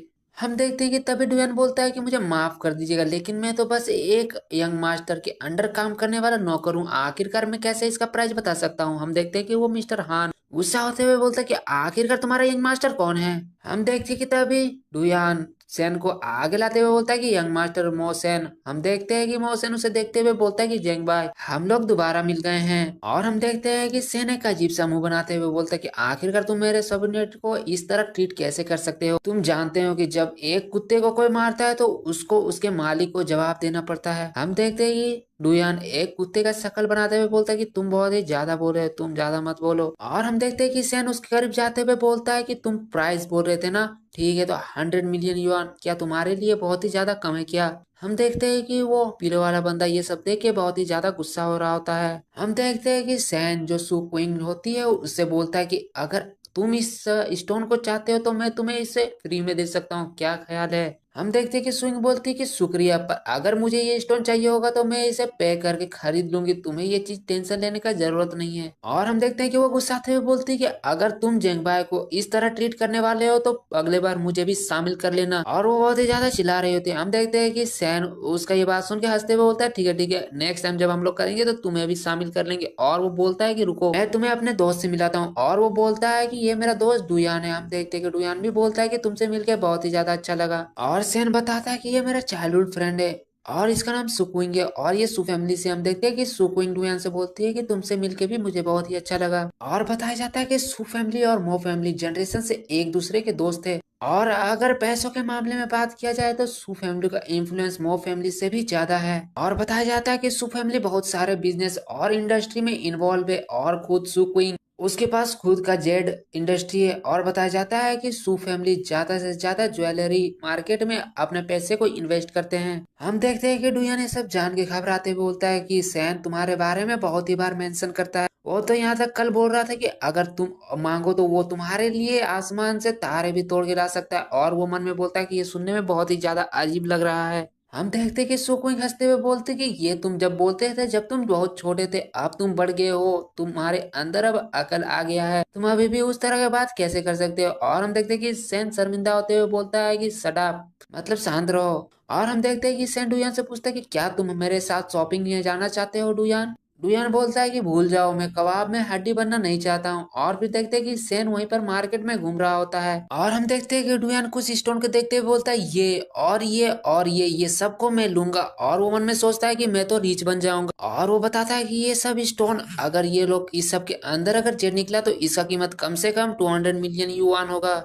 हम देखते हैं कि तभी डुयान को पीछे से कोई आवाज देता है। हम देखते हैं कि ये वही पीरो वाला बंदा होता है। और हम देखते हैं कि डुयान से बोलता है मैंने सुना है कि मेरा सबॉर्डिनेट आपसे बैट में हार गया है। और ये बात सुन के मैं बहुत ज्यादा आश्चर्य हुआ हूँ, मैं आपके साथ और एक बार बैट लगाना चाहता हूँ, आपका क्या ख्याल है मेरे साथ बैट लगाने का। हम देखते हैं कि डुयान बोलता है कि मैंने पिछले बार जो बैट लगाया था अभी तक वो फुलफिल नहीं हुआ, आखिरकार मैं दूसरा बैट कैसे लगा सकता हूँ। हम देखते हैं कि वो पीलो वाला बंदा उस चश्मिश के घूर के देखता है। और हम देखते हैं कि डुयान मन में सोचता है कि मुझे जहां तक लगता है कि ये मेरे साथ कुछ डर्टी ट्रिक खेलने वाला है, मैं भी देखूंगा आखिरकार ये मेरे साथ क्या करने वाला है। मैं पूरा यकीन के साथ कह सकता हूँ कि मैं अपने आँखों के एबिलिटी की मदद से कुछ भी कर सकता हूँ और अगर ये मेरे साथ कुछ करना चाहे तो मैं ये पहले ही पता लगा सकता हूँ। हम देखते कि वो पीले वाला बंदा उस चश्मिश को गुस्साते हुए बोलता है कि अगर तुम किसी से बेट लगाते हो तो तुम उसे पे करने का भी ताकत रखो, जल्दी से इसको पे करो। हम देखते हैं कि वो चश्मिश वाला बंदा घबरा जाता है और वो बोलता है कि क्या, और हम देखते हैं कि पीले वाला बंदा बोलता है कि क्या तुम इस जॉब से हटना चाहते हो, जल्दी से पे करो। और वो बहुत ज्यादा घबराते हुए घुटने में आ जाता है और वो माफी मांगते हुए बोलता है कि मुझे माफ कर दीजिए डुयान। और हम देखते हैं कि पीला वाला बंदा बोलता है कि क्या और आपको कुछ चाहिए। और हम देखते हैं कि वो चश्मिश घुटने में आते हुए बहुत ज्यादा गुस्सा होता है और वो मन में डुयान और हैंगजन भाई को दोनों को गाली दे रहा होता है और वो बोलता है कि मैं तुम लोग को एक दिन अच्छा सा सबक सिखाऊंगा। हम देखते हैं कि डुयान पूछता है कि आखिरकार तुम किस तरह का बेट लगाना चाहते हो, अब बताओ। हम देखते हैं कि वो पीला वाला बंदा बोलता है कि ये बहुत ही ज्यादा सिंपल है, हम लोग दोनों तीन तीन स्टोन को चूज करेंगे और जिसका स्टोन के अंदर अच्छा क्वालिटी का जेट निकलेगा और जिसका प्राइस सबसे ज्यादा होगा वो जीत जाएगा। और नियम पहले की तरह ही है, जो हारेगा उसको अपने घुटने में आके माफी मांगना होगा। हम देखते हैं कि डुयान उससे का बात मान लेता है और डुयान मन में बोलता है कि क्या तुम मुझे बेवकूफ बनाना चाहते हो, लेकिन तुम नहीं बना सकते हो, अपने करंट एबिलिटी के साथ तुम्हें अच्छा मजा चखाऊंगा। हम देखते हैं कि डुयान जो जोन सी में खड़ा होकर स्टोन को देख रहा होता है और हम देखते हैं कि पीछे से सेन आते हुए बोलता है, डुयान आखिरकार तुम जोन सी से काहे के लिए पत्थर चूज कर रहे हो। और वो बोलता है कि मैंने सुना है कि तुम उस पीले वाले बंदर से बेट लगाए हो, मैंने और सुकुइन ने कुछ एक्सपर्ट का जुगाड़ किया है जो तुम्हारे लिए पत्थर को चूज करेगा। हम देखते हैं कि डुयान बोलता है कि इसका कोई जरूरत नहीं है और वो बताता है कि मैं अपने पत्थर को अपने चुनूंगा। और वो बोलता है कि मैं अपने लक पे आज बहुत ही ज्यादा भरोसा करता हूँ, मेरा लक आज बहुत ही ज्यादा अच्छा है। और वो बोलता है कि मैं वैसे भी अपना बचपन बहुत ही ज्यादा पत्थर और नदियों के बीच में बिताया हूँ, मैं ये चीज तुम्हें एक्सप्लेन तो नहीं कर सकता हूँ, लेकिन मैं स्टोन के बारे बहुत ही कम नहीं जानता हूँ, मैं अच्छा खासा नॉलेज स्टोन के बारे में रखता हूँ। हम देखते हैं कि सेन बोलता है ये सब तो ठीक है, लेकिन हान फैमिली है बहुत ही ज्यादा बड़ा फैमिली है और जेड के मामले में इन लोग का बहुत ही बड़ा एक्सपर्ट है, इन लोग का एक्सपर्ट बहुत ही बड़ा बड़ा है जेड के मामले में, अगर क्या होगा तुम इसमें हार गए ये बहुत ही ज्यादा शर्मनायक होगा। डुयान बोलता है कि क्या हार जाऊंगा, और तुम्हें क्या लगता है कि मैं इसके डर पे कहीं चूक जाऊंगा या फिर इस गेम को छोड़ दूंगा। और वो बोलता है कि सेन तुम्हें फिक्र करने की जरूरत नहीं है, मैं अपने टैलेंट में बहुत ही ज्यादा भरोसा करता हूँ और तुम्हें मैं निराश नहीं करूंगा। हम देखते हैं कि सेन बोलता है कि ठीक है, अगर तुम्हें किसी तरह का जरूरत पड़ेगा तो तुम मुझे जरूर बताना। हम देखते हैं कि वो चश्मिश वाला बंदा जो मिस्टर हान से बोलता है कि स्टोन रेडी हो गए मिस्टर हान। हम देखते हैं कि वो पीले वाला बंदा बोलता है कि ठीक है और मुझे माफ कर देना जो मैं तुम्हारे साथ पहले ट्रीट किया था। हम देखते हैं कि वो चश्मिश अपना चश्मिश सीधा करते हुए बोलता है कि कोई बात नहीं मास्टर, वैसे भी इस तरह का मार्केट में एक दो बार नसीब काम कर जाता है, लेकिन इस तरह बार बार नहीं होता है, डुयान पक्का इस बार हार जाएगा। हम देखते हैं कि डुयान उन लोग की तरफ ध्यान देता है और वो मन में बोलता है कि क्या वो लोग मेरे साथ कुछ डर्टी ट्रिक खेलने वाले हैं, आखिरकार वो लोग अपने आप को समझते क्या है। और वो बोलता है तो तब ठीक है, तब मैं और एक बार इस जोन सी में देखता हूँ और वो जोन सी में और एक बार अपने एबिलिटी की मदद से स्टोन को देखने लगता है। और हम देखते हैं कि डुयान बोलता है कि मैंने माना कि हान फैमिली बहुत ही बड़ा है और इनके पास बहुत ही बड़ा बड़ा एक्सपर्ट है, लेकिन ये लोग बहुत ही बड़ा गलती कर दी है कि वो लोग मेरे साथ कंपटीशन कर रहे हैं और वो लोग नहीं जानते कि एक माउंटेन बॉय के साथ कंपटीशन करने में कितना ज्यादा दिक्कत होता है। और वो बोलता है कि मैं जरूर ही जीतूंगा। बोलता है कि तुम्हें इतना निराश होने का जरूरत नहीं है और आखिरकार तुम जोनसी से पत्थर क्यों चुन रहे हो। और वो हंस रहा होता है। हम देखते हैं कि डुयान जोनसी से एक पत्थर उठाते हुए बोलता है कि मैंने सोचा था कि तुम्हारे फैमिली में बहुत ही अच्छे अच्छे एक्सपर्ट है, तो आखिरकार इस तरह का पत्थर यहाँ पर क्या कर रहा है, मुझे डाउट हो रहा है कि तुम्हारे एक्सपर्ट बहुत ही बेकार है। हम देखते हैं कि वो पीलो वाला बंदा बोलता है कि आखिरकार तुम इतना नॉनसेंस बात क्यों कर रहे हो। हम देखते हैं कि डुयान उसके बातों पे जरा सा भी ध्यान नहीं देता है और वो बोलता है कि मैंने अपने पत्थर को चुन लिया है, चलो अभी से कटिंग किया जाए। हम देखते हैं कि वो पीलो वाला बंदा बहुत ही ज्यादा गुस्सा होता है और वो बोलता है कि आखिरकार तुम इतने अपने आप को एरोगेंट क्यों बना रहे हो। हम लोग देखते हैं कि वो पीलो वाले बंदा और डुयान दोनों अपने तीन तीन स्टोन लेके रेडी हो जाते हैं और स्टोन कटिंग करने वाला बंदा पूछता है कि अगर आप दोनों अपने स्टोन को लेके अगर रेडी है तो क्या मैं आप लोगों का स्टोन कटिंग करना स्टार्ट कर सकता हूँ। हम लोग देखते हैं कि पब्लिक बात कर रहे होते हैं कि आखिरकार इसमें कौन जीतेगा, मिस्टर हान जीतेंगे या फिर मिस्टर मो के दोस्त जीतेंगे। और हम देखते हैं कि एक बंदा बोलता है कि हान फैमिली बहुत ही ज्यादा एक्सपर्ट है इस जेड पत्थर और ये सब चुनने के मामले में, और उन लोग का बहुत बड़ा बड़ा फैक्ट्री भी है और उन लोग का इंडस्ट्री में ये सब के मामले में बहुत ही ज्यादा आगे हैं। आखिरकार वो बच्चा कितना एरोगेंट है जो हान से पंगा ले बैठा है, वो तो आज बहुत ही ज्यादा गंदा हारेगा और वो बहुत ही ज्यादा एम्बेरस होने वाला है। हम लोग देखते हैं कि डुयान का पत्थर कट रहा होता है और उसके अंदर से एक जेड निकलता है जिसे देख के पब्लिक बोलती है कि वाकई में ये तो बहुत ही ज्यादा हाई क्वालिटी का जेड है। हम लोग देखते हैं कि वो स्टोन कटिंग करने वाला भी डुयान से पूछता है कि आखिरकार यंग मैन आप कौन सा बैकग्राउंड से आते हैं, क्योंकि इतने छोटे उम्र में इतना बेहतरीन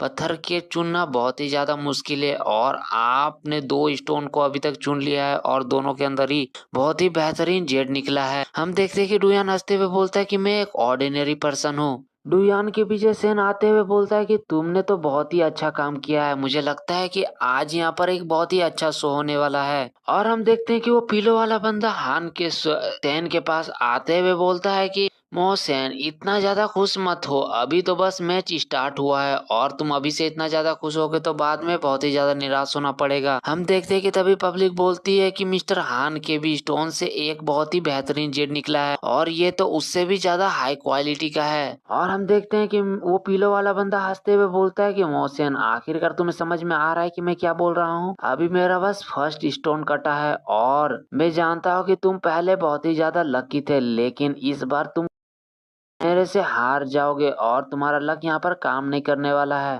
तभी हम देखते हैं कि वो जेड कटिंग करने वाला बंदा बोलता है कि यंग मैन आपने फिर से जेड एक आपके स्टोन से फिर से एक जेड निकला है। और हम देखते हैं कि मिस्टर हान का यहीं पर मुंह बन जाता है और उसका मुंह देखने के लायक होता है। वो बोलता है कि क्या आखिरकार ये कैसे हो सकता है। और हम देखते हैं कि सैन हंसते हुए बोलता है और एक जेड निकला है, आखिरकार तुम अपने मुंह को कितना देर से छुपाओगे। मेरा एक दोस्त तुम्हारे बड़े बड़े एक्सपर्ट को ऐसे ही हरा रहा है। हम देखते हैं कि सुकुई भी बोल रही थी कि मुझे लगता है कि हान फैमिली के पास अब अच्छे एक्सपर्ट नहीं बचे हैं। हम देखते हैं कि वो पीलो वाला बंदा बहुत ही ज्यादा गुस्सा हो रहा था और वो मन में सोचता है कि आखिरकार ये बंदा कितना ज्यादा लकी हो सकता है। मुझे पूरा यकीन है कि इससे पीछे से सुकुइंग और मोशन अपने एक्सपर्ट से हेल्प कर रहे हैं। इन लोगों ने उस बंदे के लिए एक एक्सपर्ट हायर किया होगा। लेकिन आखिरकार बात यह कि एक एक्सपर्ट भी इतने बेहतरीन स्टोन को कैसे फाइंड कर सकता है। मुझे लगता है कि इस बंदे के पास कोई डिवाइन पावर है। और हम देखते हैं कि वो स्टोन कटिंग करने वाला जांच करते हुए बताता है कि यंग ये ऑलमोस्ट एक ग्लास टाइप के जेट के बराबर है और ये बहुत ही ज्यादा डेंस है। आपको बहुत ही बधाई हो कि आपने आइस टाइप का इंपीरियल जेट पाए हो। और हम देखते हैं कि वो स्टोन को देखते हुए सब बंदे अपना हाथ उठाते हुए बोलते हैं कि यंग मैन प्लीज उसे मुझे बेच दीजिए, मैं आपके वो जेट को अच्छी कीमत से खरीदूंगा। और कोई बोल रहा होता है कि प्लीज आप वो मेरे कंपनी में बेच दीजिए। हम देखते हैं कि वो चश्मिश पीलो वाले बंदे के पास आते हुए बोलता है कि यंग मास्टर हम लोगों ने सेकेंड स्टोन के अंदर एक बहुत ही बड़ा जेड प्राप्त किया है। हम देखते हैं कि स्टोन कटिंग करने वाला बताता है कि मिस्टर हान आपको एक पर्पल सीड जेड मिला है। और हम देखते हैं कि ये सुन के पब्लिक बोलती कि क्या, मुझे लगता है कि मोहसेन के फ्रेंड आज हारने वाले हैं। उसका लक बहुत ही ज्यादा खराब है कि वो उन्होंने मिस्टर हान से पंगा ले लिया है। ये पर्पल सीड जेड ये तो इतना ज्यादा महंगा है कि अगर वो यंग मैन का दोनों जेड को अगर मिला दिया जाए फिर भी ये पर्पल सीड जेड ज्यादा महंगा होगा। हम देखते हैं कि मिस्टर हान हंसते हुए बोलता है कि क्या तुम अपने डिफीट को मानते हो। मेरा जेड इतना ज्यादा महंगा है कि तुम्हारे तीनों जेड को खत्म कर सकता है। और हम देखते हैं कि अभी तक जुयान का तीसरा स्टोन नहीं कटा होता है। हम देखते हैं कि वो पिलो वाला बंदा सैन के पास आते हुए बोलता है कि आखिरकार तुम्हें अपने चेहरा नजर ही आ ही गया होगा कि तुम्हारा औकात क्या है। हम देखते हैं कि डुयान मन में सोचता है कि ये बहुत ही ज्यादा एरोगेंट बन रहा है, लेकिन अभी वो बहुत ही ज्यादा पछताने वाला है क्योंकि असली खेल तो अब बस स्टार्ट हुआ है। और वो अपने मन में बहुत ही ज्यादा स्माइल कर रहा होता है। और हम देखते हैं कि स्टोन कटिंग करने वाला बताता है कि मिस्टर मैं आपके थर्ड स्टोन को काट रहा हूँ। और वो मन में स्टोन को देखते हुए सोचता है कि ये स्टोन तो वाकई में बहुत ही ज्यादा छोटा है, अगर इसके अंदर कोई जेड होता भी होगा तो ये बहुत ही ज्यादा छोटा होगा और इसका कीमत बहुत ही ज्यादा कम होगा। आखिरकार ये यंग मैन क्या सोच रहा है अपना मन में। खैर छोड़ो, मेरा ये सब काम नहीं है, मैं ये स्टोन को काट देता हूँ और मैं आशा करता हूँ कि इसके अंदर बेहतरीन जेड निकले। और हम देखते हैं कि उस पत्थर के अंदर से एक ग्लास टाइप का इंपीरियल जेड निकलता है और उसे देख के वो बोलता है कि आखिरकार कितना साल हो गया कि ये लास्ट बार दिखा था, ये तो बहुत ही ज्यादा रेयर जेड है। हम देखते हैं कि वो पब्लिक देखते हुए जब ये सुनते हैं कि ये ग्लास टाइप का इंपीरियल जेड है तो वो भी बहुत ही ज्यादा हैरान हो जाते हैं और बोलते कि क्या ये एक ग्लास टाइप का इंपीरियल जेट है। मुझे अपने आंखों पे विश्वास नहीं हो रहा है कि मैंने अपने जिंदगी में ग्लास टाइप का इंपीरियल जेट देख लिया। हम देखते कि दूसरा बंदा बोलता है कि क्या ग्लास टाइप का इंपीरियल जेट, मुझे यकीन नहीं हो रहा है। और तीसरा बंदा बोलता है कि आखिरकार कोई इतना ज्यादा लकी कैसे हो सकता है कि उसको ग्लास टाइप का इंपीरियल जेट निकल जाए, वो भी एक ऐसा स्टोन में। और इसी तरह पब्लिक बहुत ही ज्यादा हंगामा मचा रही होती है।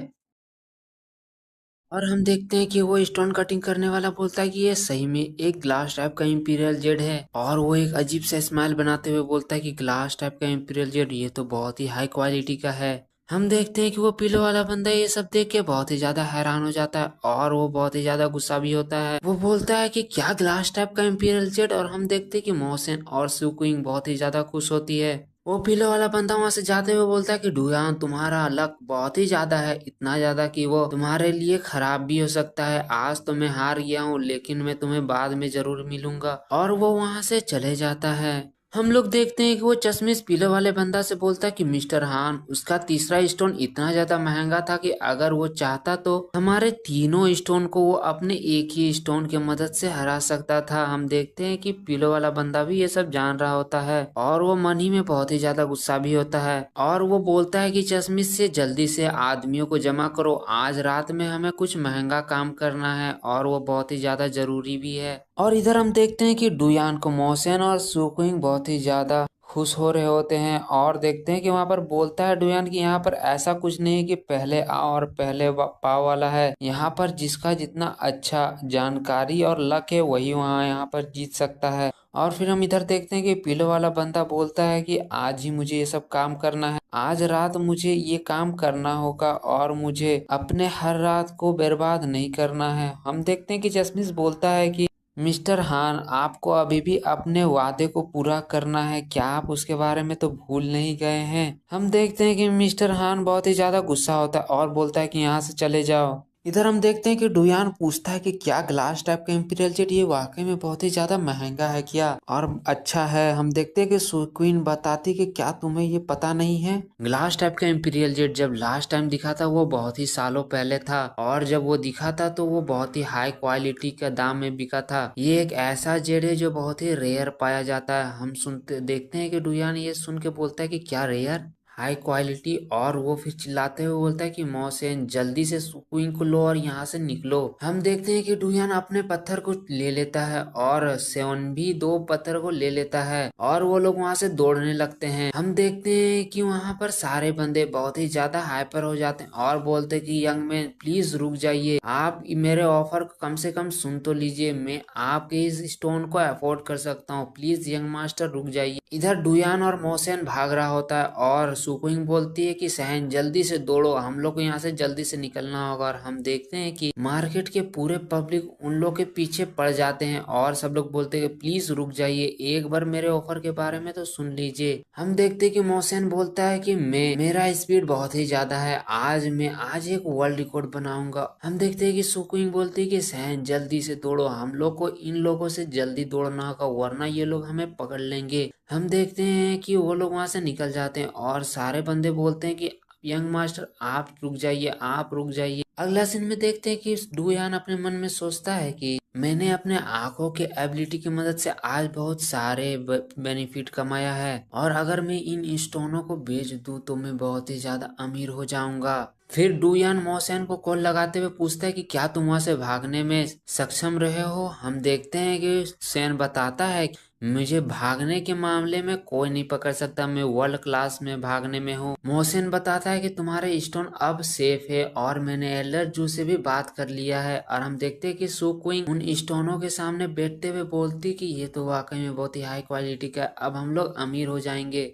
मोहसिन सुकुइन को बताता है कि एल्डर जू तुम्हारे लिए एक विला को देखे हैं, तुम जाके उस विला को देख लो और मैं और सुकुइन अभी नहीं आ सकते। हम देखते हैं कि सैन पूछता है कि क्या तुम मुझे कंपनी देने नहीं आने वाले हो, वैसे भी मैं एल्डर जू को उतने अच्छे से नहीं जानता हूँ। हम देखते हैं कि सैन बताता है कि मुझे कुछ काम है, अभी मैं कॉल को रख रहा हूँ, हम लोग बाद में मिलेंगे। और वो फोन को काट देता है। हम देखते हैं कि डुयान ये सब देख के बहुत ही ज्यादा चिढ़ जाता है और बोलता है कि साले का हिम्मत कैसे हुआ कि वो मेरा फोन को काट दिया और वो और सुकुइंग दोनों मेरे साथ नहीं आ रहे हैं। हम इधर सेन को देखते हैं जो बहुत ही ज्यादा थके हालत में होता है और वो बोलता है कि मैं बहुत ही ज्यादा थक गया हूँ और मुझे अब आराम का जरूरत है, और वो वहीं पर लेट जाता है। हम देखते हैं कि सुकुइंग उसके पास आते हुए बोलती है क्या तुम जिंदा हो या मर गए हो। अगला सीन हमें एक रेस्टोरेंट का दिखाया जाता है जहाँ पर हम एल्डर जू और डुयान को देखते हैं, और एल्डर जू डुयान से पूछते हैं कि और वो एल्डर जूस डुयान से पूछते हैं कि मैंने सुना था सैन से कि तुम एक घर को खोज रहे हो। मेरे घर के बगल में ही एक घर है, क्या ख्याल है वहाँ रहने का? और अगर तुम वहाँ पर रहोगे तो तुम मेरे पड़ोसी भी हो जाओगे। हम देखते हैं कि डुयान मन में सोचता है कि ये तो बहुत ही अच्छा ऑफर है, क्या मुझे ये एक्सेप्ट कर लेना चाहिए या फिर मुझे ये रिफ्यूज कर देना चाहिए। हम देखते हैं कि डुयान कुछ बोल रहा होता है, तभी एल्डर जू बोलते हैं कि ओ डुयान, मेरा कोई चिल्ड्रन भी नहीं है, और अगर तुम ये यहाँ पर रहोगे तो वो मेरे लिए भी अच्छा होगा। वैसे भी सैन मुझे कभी भी कंपनी देने के लिए नहीं आता है, और अगर मुझे कभी कुछ हो गया और तुम यहाँ पर रहोगे तो वो मेरे लिए भी बहुत ही अच्छा होगा। क्या तुम चाहते हो कि ये ओल्ड मैन अकेले यहाँ पर रहे? हम देखते हैं कि डुयान वैसे भी मना नहीं करना चाह रहा होता है, और ये सब सुन वो बोलता है कि मैं रहूंगा एल्डर जू, मैं 100% रहूंगा। हम देखते हैं कि एल्डर जू हंसते हुए बोलते हैं कि ठीक है तो आज रात को तुम यहाँ पर ठहर जाओ। और एल्डर जू पूछते हैं कि मैं तुमसे दूसरा सवाल पूछना चाहता हूँ कि क्या तुम मुझसे मार्शल आर्ट सीखना चाहते हो? हम देखते हैं कि डुयान बोलता है कि एल्डर जू, मैं आपसे मार्शल आर्ट नहीं सीखना चाहता हूँ, वैसे भी मैं अभी कुछ दिन से सेफ हूँ, और अगर मुझे कभी वैसा डेंजर महसूस होगा तो मैं पुलिस को कॉल कर दूंगा। और डुयान मन में सोच रहा होता है कि ये बेहतर होगा कि मैं इनसे मार्शल आर्ट ना सीखूं, और मैं अपने स्किल के बारे में भी इनके सामने जिक्र ना करूं ताकि वो मेरे लिए अच्छा हो। हम देखते हैं कि एल्डर जू बोलते हैं कि वैसे भी भूल जाओ, अगर तुम्हें कभी भी मन हो तो तुम मेरे पास आ सकते हो, ये ऑफर तुम्हारे लिए हमेशा हमेशा के लिए है। और वो बोलते कि मेरा थर्ड क्वेश्चन ये है कि मुझे अगर बहुत ज्यादा आश्चर्य होगा अगर ये तुम बोलोगे कि तुम्हारे पास एक गर्लफ्रेंड है, वैसे भी है मेरी एक डॉटर ग्रैंड डॉटर है। और डुयान बोलता है कि एल्डर जू, वैसे भी आपकी ग्रैंड डॉटर मुझे कभी भी देख के पसंद नहीं करेगी, और वैसे भी एल्डर जू आप बहुत ही स्पीड से आगे बढ़ रहे हैं। और डुयान मन में सोचता है कि अभी भी मुझे बहुत सारे पैसे बनाना है और मुझे ये सब चक्कर में नहीं फंसना है। एल्डर जो चाहते हैं कि मैं उनकी ग्रैंड डॉटर को डेट करूं, आखिरकार मैं इतना ज्यादा ये सब में कब से पढ़ने लगा हूं, मुझे अभी बहुत सारा काम है। हम देखते हैं कि एल्डर जो भी हंसते हुए बोलते हैं कि हाँ हाँ तुमने सही बोला, वैसे भी मेरी ग्रैंड डॉटर तुम्हें देख के तो वैसे ही पसंद नहीं करेगी। और वो मन में बोलते हैं कि तुम मुझे पागल समझ रहे हो क्या डुयान, तुम इस तरह बात कैसे कर सकते हो? और हम देखते हैं कि डुयान भी हंसते हुए बोलते हैं कि हाँ हाँ आप सही बोल रहे हैं। हमें रात का सीन दिखाया जाता है और हमें डुयान का नया घर भी दिखाया जाता है। हमें डुयान को दिखाया जाता है वो जो अपने जेट को लेते हुए मन में बोलता है कि मोहसेन ने मुझे अपना मेरा जेट मुझे मेरे पास भेज दिया है, और मुझे भी यकीन नहीं हो रहा है कि मैं इतने हाई क्वालिटी का जेट आज गैम्बलिंग में जीता हूँ। और हम देखते हैं कि वो जेट को साइड रखते हुए बोलता है कि बाय द वे आखिरकार एल्डर जू की ग्रैंड डॉटर मेरे किस पार्ट में अट्रैक्टिव नहीं होती है? आखिरकार एल्डर जू इस तरह कैसे बोल सकते हैं? और फिर वो अपने मन में हर लड़की को याद करने लगता है जिससे अभी तक वो मिला होता है। और हम देखते हैं कि डुयन अपना मुंह फुलाते हुए सो जाता है और बोलता है कि तुम्हारी ग्रैंड डॉटर मेरे लिए कोई चाय की प्याली नहीं है ओल्ड मैन।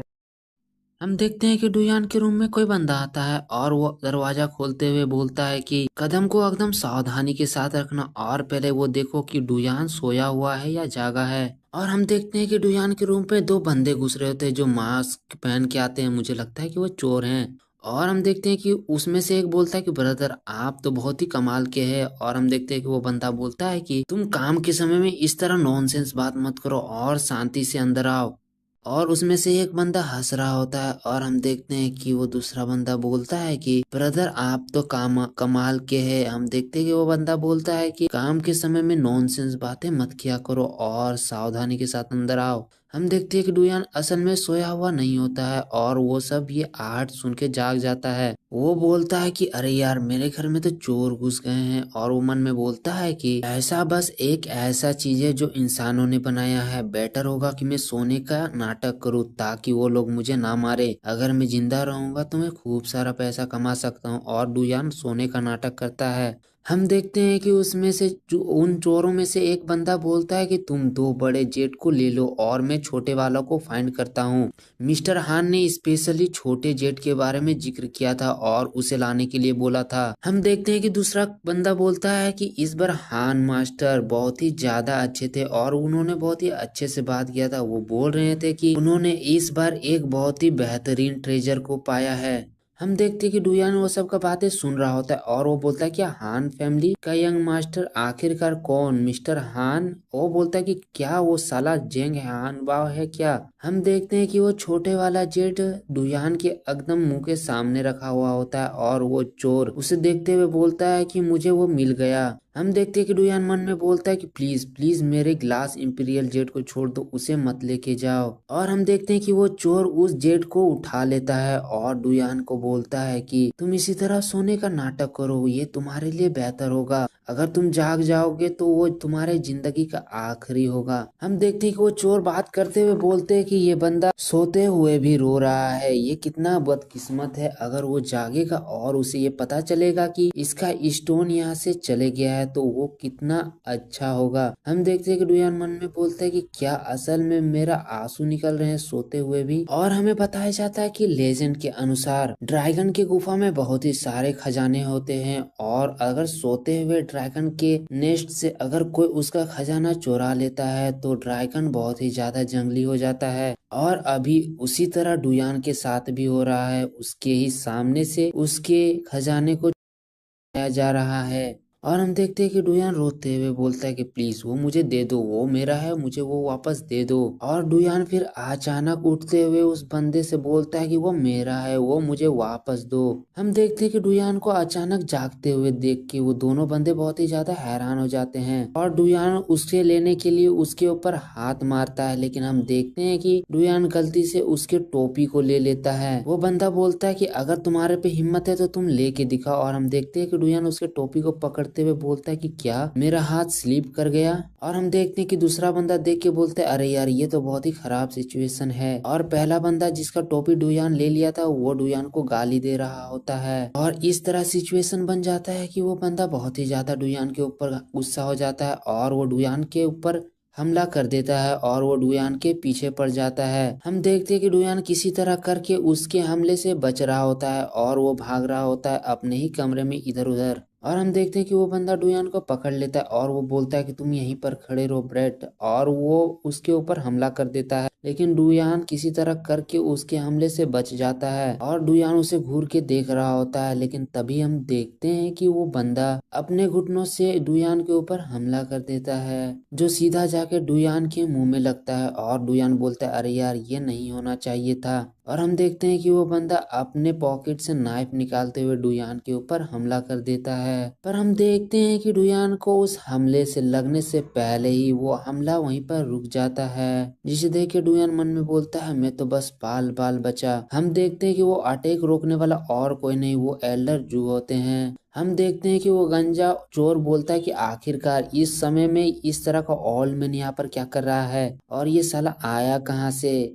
और हम देखते हैं कि एल्डर जो एक सीरियस सा लुक बनाते हुए बोलते हैं कि अभी के समय में डुयान तुम नहीं बल्कि हर यंग बंदे मार्शल आर्ट के बारे में बात ही नहीं करना चाहता है। और हम देखते हैं कि एल्डर जो बोलते हैं कि तुम्हें बताता हूँ। असल में एल्डर जो चोर से बोलते हैं कि मैं तुम्हें बताता हूँ कि अगर कोई अपने मुंह को संभाल के नहीं रखता है तो उसके साथ क्या हो सकता है। हम देखते हैं कि वो चोर बोल रहा होता है कि ए बूढ़े आदमी तू अपने काम से मतलब रख, तू अगर यहाँ पर आओगे तो मैं दूसरे बार तुम्हें नहीं छोड़ूंगा बल्कि तुम्हें मैं मार डालूंगा। और हम देखते हैं कि वो चोर अपने पीछे से कुछ निकाल रहा होता है। हम देखते हैं कि वो एक हिडन वेपन होता है जो हम देखते हैं कि वो एल्डर जू के ऊपर फेंक देता है और फेंकते हुए बोलता है कि तुम मुझे मत ब्लेम करना ओल्ड मैन, तुम बहुत ही ज्यादा बाद में पछताओगे क्योंकि तुम ही वो हो जो एरोगेंट बन रहे थे। पर हम देखते हैं कि एल्डर जू उसके हिडन अटैक से भी बहुत ही आसानी से बच जाते हैं और हम देखते हैं कि वो बंदा एल्डर जू के ऊपर हमला करने के लिए आ जाता है खुद से। और हम देखते हैं कि वो चोर बताता है कि ये अटैक असल में वो मुझे करना ही नहीं था, ये अटैक एक स्पेशल अटैक है जिसमें हम अपने अपोनेंट को एक ऐसे हमले से भटका देते हैं और असली अटैक उसके भटकने के बाद करते हैं, जिसकी वजह से अपोनेंट अटैक के रेंज में आ जाता है और वो अटैक के रेंज में आने की वजह से अटैक बहुत ही सही से उसके ऊपर लगता है। आज ये ओल्ड मैन तो मेरे हाथ से मरने वाला है, आखिरकार इस वक्त इसे आने के लिए कौन बोला था। लेकिन हम देखते हैं कि एल्डर जू का मूव इतना बढ़िया होता है कि वो हर अटैक से बहुत ही आसानी से बच रहे होते हैं और उन्हें कुछ भी दिक्कत भी नहीं हो रहा होता है। हम देखते हैं कि वो दूसरा चोर दौड़ते हुए आता है और बोलता है एल्डर जू से, आखिरकार तुम्हारा हिम्मत कैसे हुआ कि तुम मेरे एल्डर ब्रदर को मार सको, मैं तुम्हें बहुत ही मारूंगा। हम देखते हैं कि डुयान बोलता है कि क्या एल्डर ब्रदर। हम देखते हैं कि एल्डर जू के एक ही अटैक से वो बंदा वहीं पर बेहोश हो जाता है। हम देखते हैं कि एल्डर जू बोलते कि आखिरकार तुम लोग दोनों का हिम्मत कैसे हुआ कि तुम मुझे घमंडी बूढ़े आदमी बोलो। अगर ये बच्चा आज यहाँ पर नहीं रहता तो मैं तुम दोनों को यहीं पे जान से मार देता। हम देखते हैं कि डुयान ये सब देख के शोक में हुआ रहता है और हम देखते हैं कि एल्डर जू बोलते हैं कि डुयान तुम ठीक हो ना डुयान। हम देखते हैं कि डुयान एल्डर जू का मार्शल आर्ट देख के पूरा अमेज हुआ रहता है और बोलता है कि एल्डर जू मैं गलत था कि मैं आपको बोला कि मैं आपसे मार्शल आर्ट नहीं सीखना चाहता हूँ, बल्कि अब से मैं आपके साथ मार्शल आर्ट सीखना चाहता हूँ, प्लीज मुझे मार्शल आर्ट सिखाइए। और वो बोलता है कि एल्डर जू आप सिखाएंगे मुझे है ना।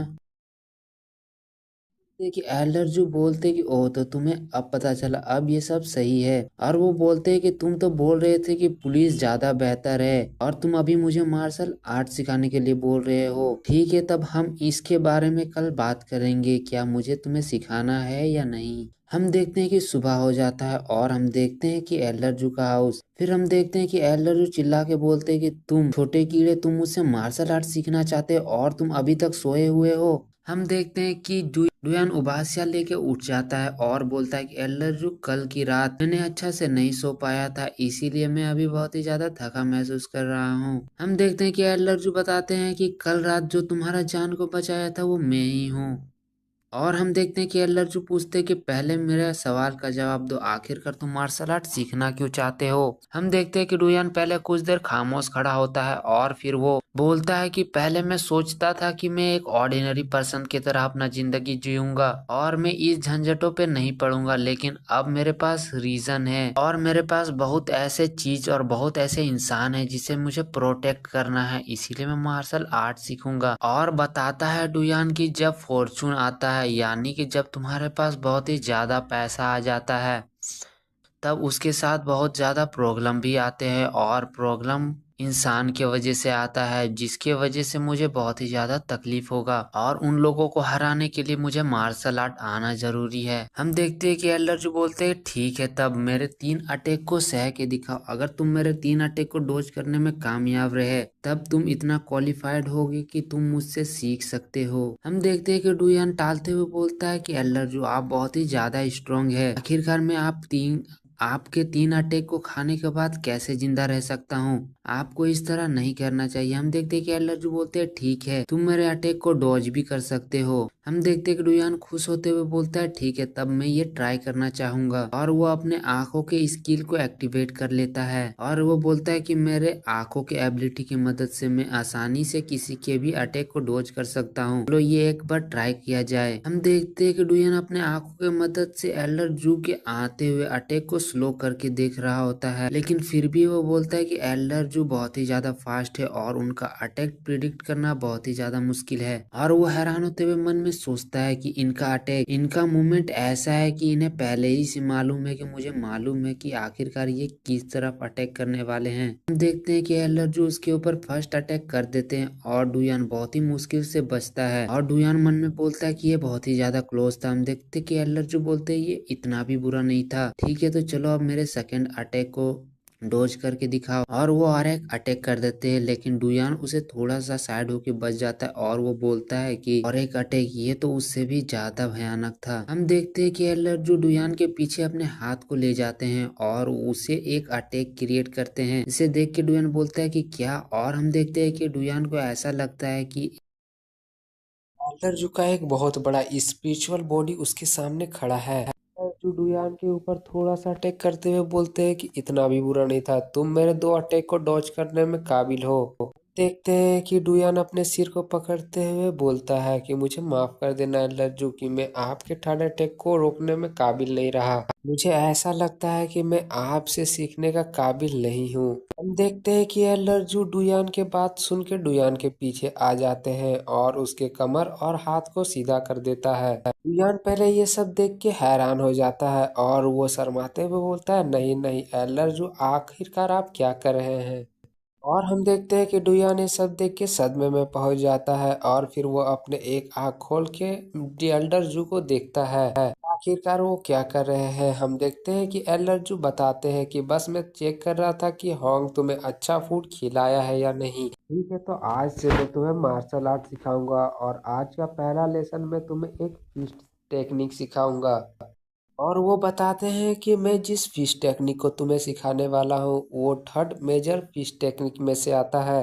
और इस टेक्निक की मदद से तुम अपने की को और तुम अपने विल को भी कल्टीवेट कर सकते हैं। ये एल्डर जू डुयान को बताते हैं कि तुम्हें इस स्किल को सीखने के लिए पहले अपने लिमिट को तोड़ना होगा। जो तुम्हारे करंट बॉडी है उस लिमिट को तुम्हें पहले तोड़ना होगा। और हम देखते हैं कि एल्डर जू डुयान को गाइड कर रहे होते हैं। हम देखते हैं कि डुयान बोलता है कि एल्डर जू, ये वैसे भी मैं 2 घंटे से लगातार ट्रेनिंग कर रहा हूँ, प्लीज मुझे ब्रेक दे दीजिए। हम देखते हैं कि एल्डर जू बोलते हैं कि अभी तक ये खत्म नहीं हुआ है, इसीलिए तुम ऐसे ही रहो और अब से तुम्हें कुछ दिन के लिए 6 घंटा तुम्हें इसी तरह से रहना होगा और तुम्हें डेली 5 किलोमीटर रनिंग भी करना होगा। और ये बहुत ही ज्यादा बेसिक है। हम देखते हैं कि डुयान का ये बात सुन के उसका फट के हाथ में आ जाता है और वो एल्डर जू से चिल्लाते हुए बोलते हैं कि एल्डर जू, आखिरकार आप मुझसे इस तरह कैसे बोल सकते हैं। हम देखते हैं कि एल्डर जू बोलते हैं कि तुम मुझे कुछ भी बोल लो, तुम्हारे हाथ और पैर को स्ट्रॉन्ग बनाने के लिए बहुत ही ज्यादा बेसिक ट्रेनिंग है और तुम बच्चे बहुत ही ज्यादा कमजोर हो। हमें अगला सीन में दिखाया जाता है कि डुयान अपने कमरे में होता है और वो मन ही मन सोचता है कि आज सुबह के 2 घंटे की ट्रेनिंग में मेरे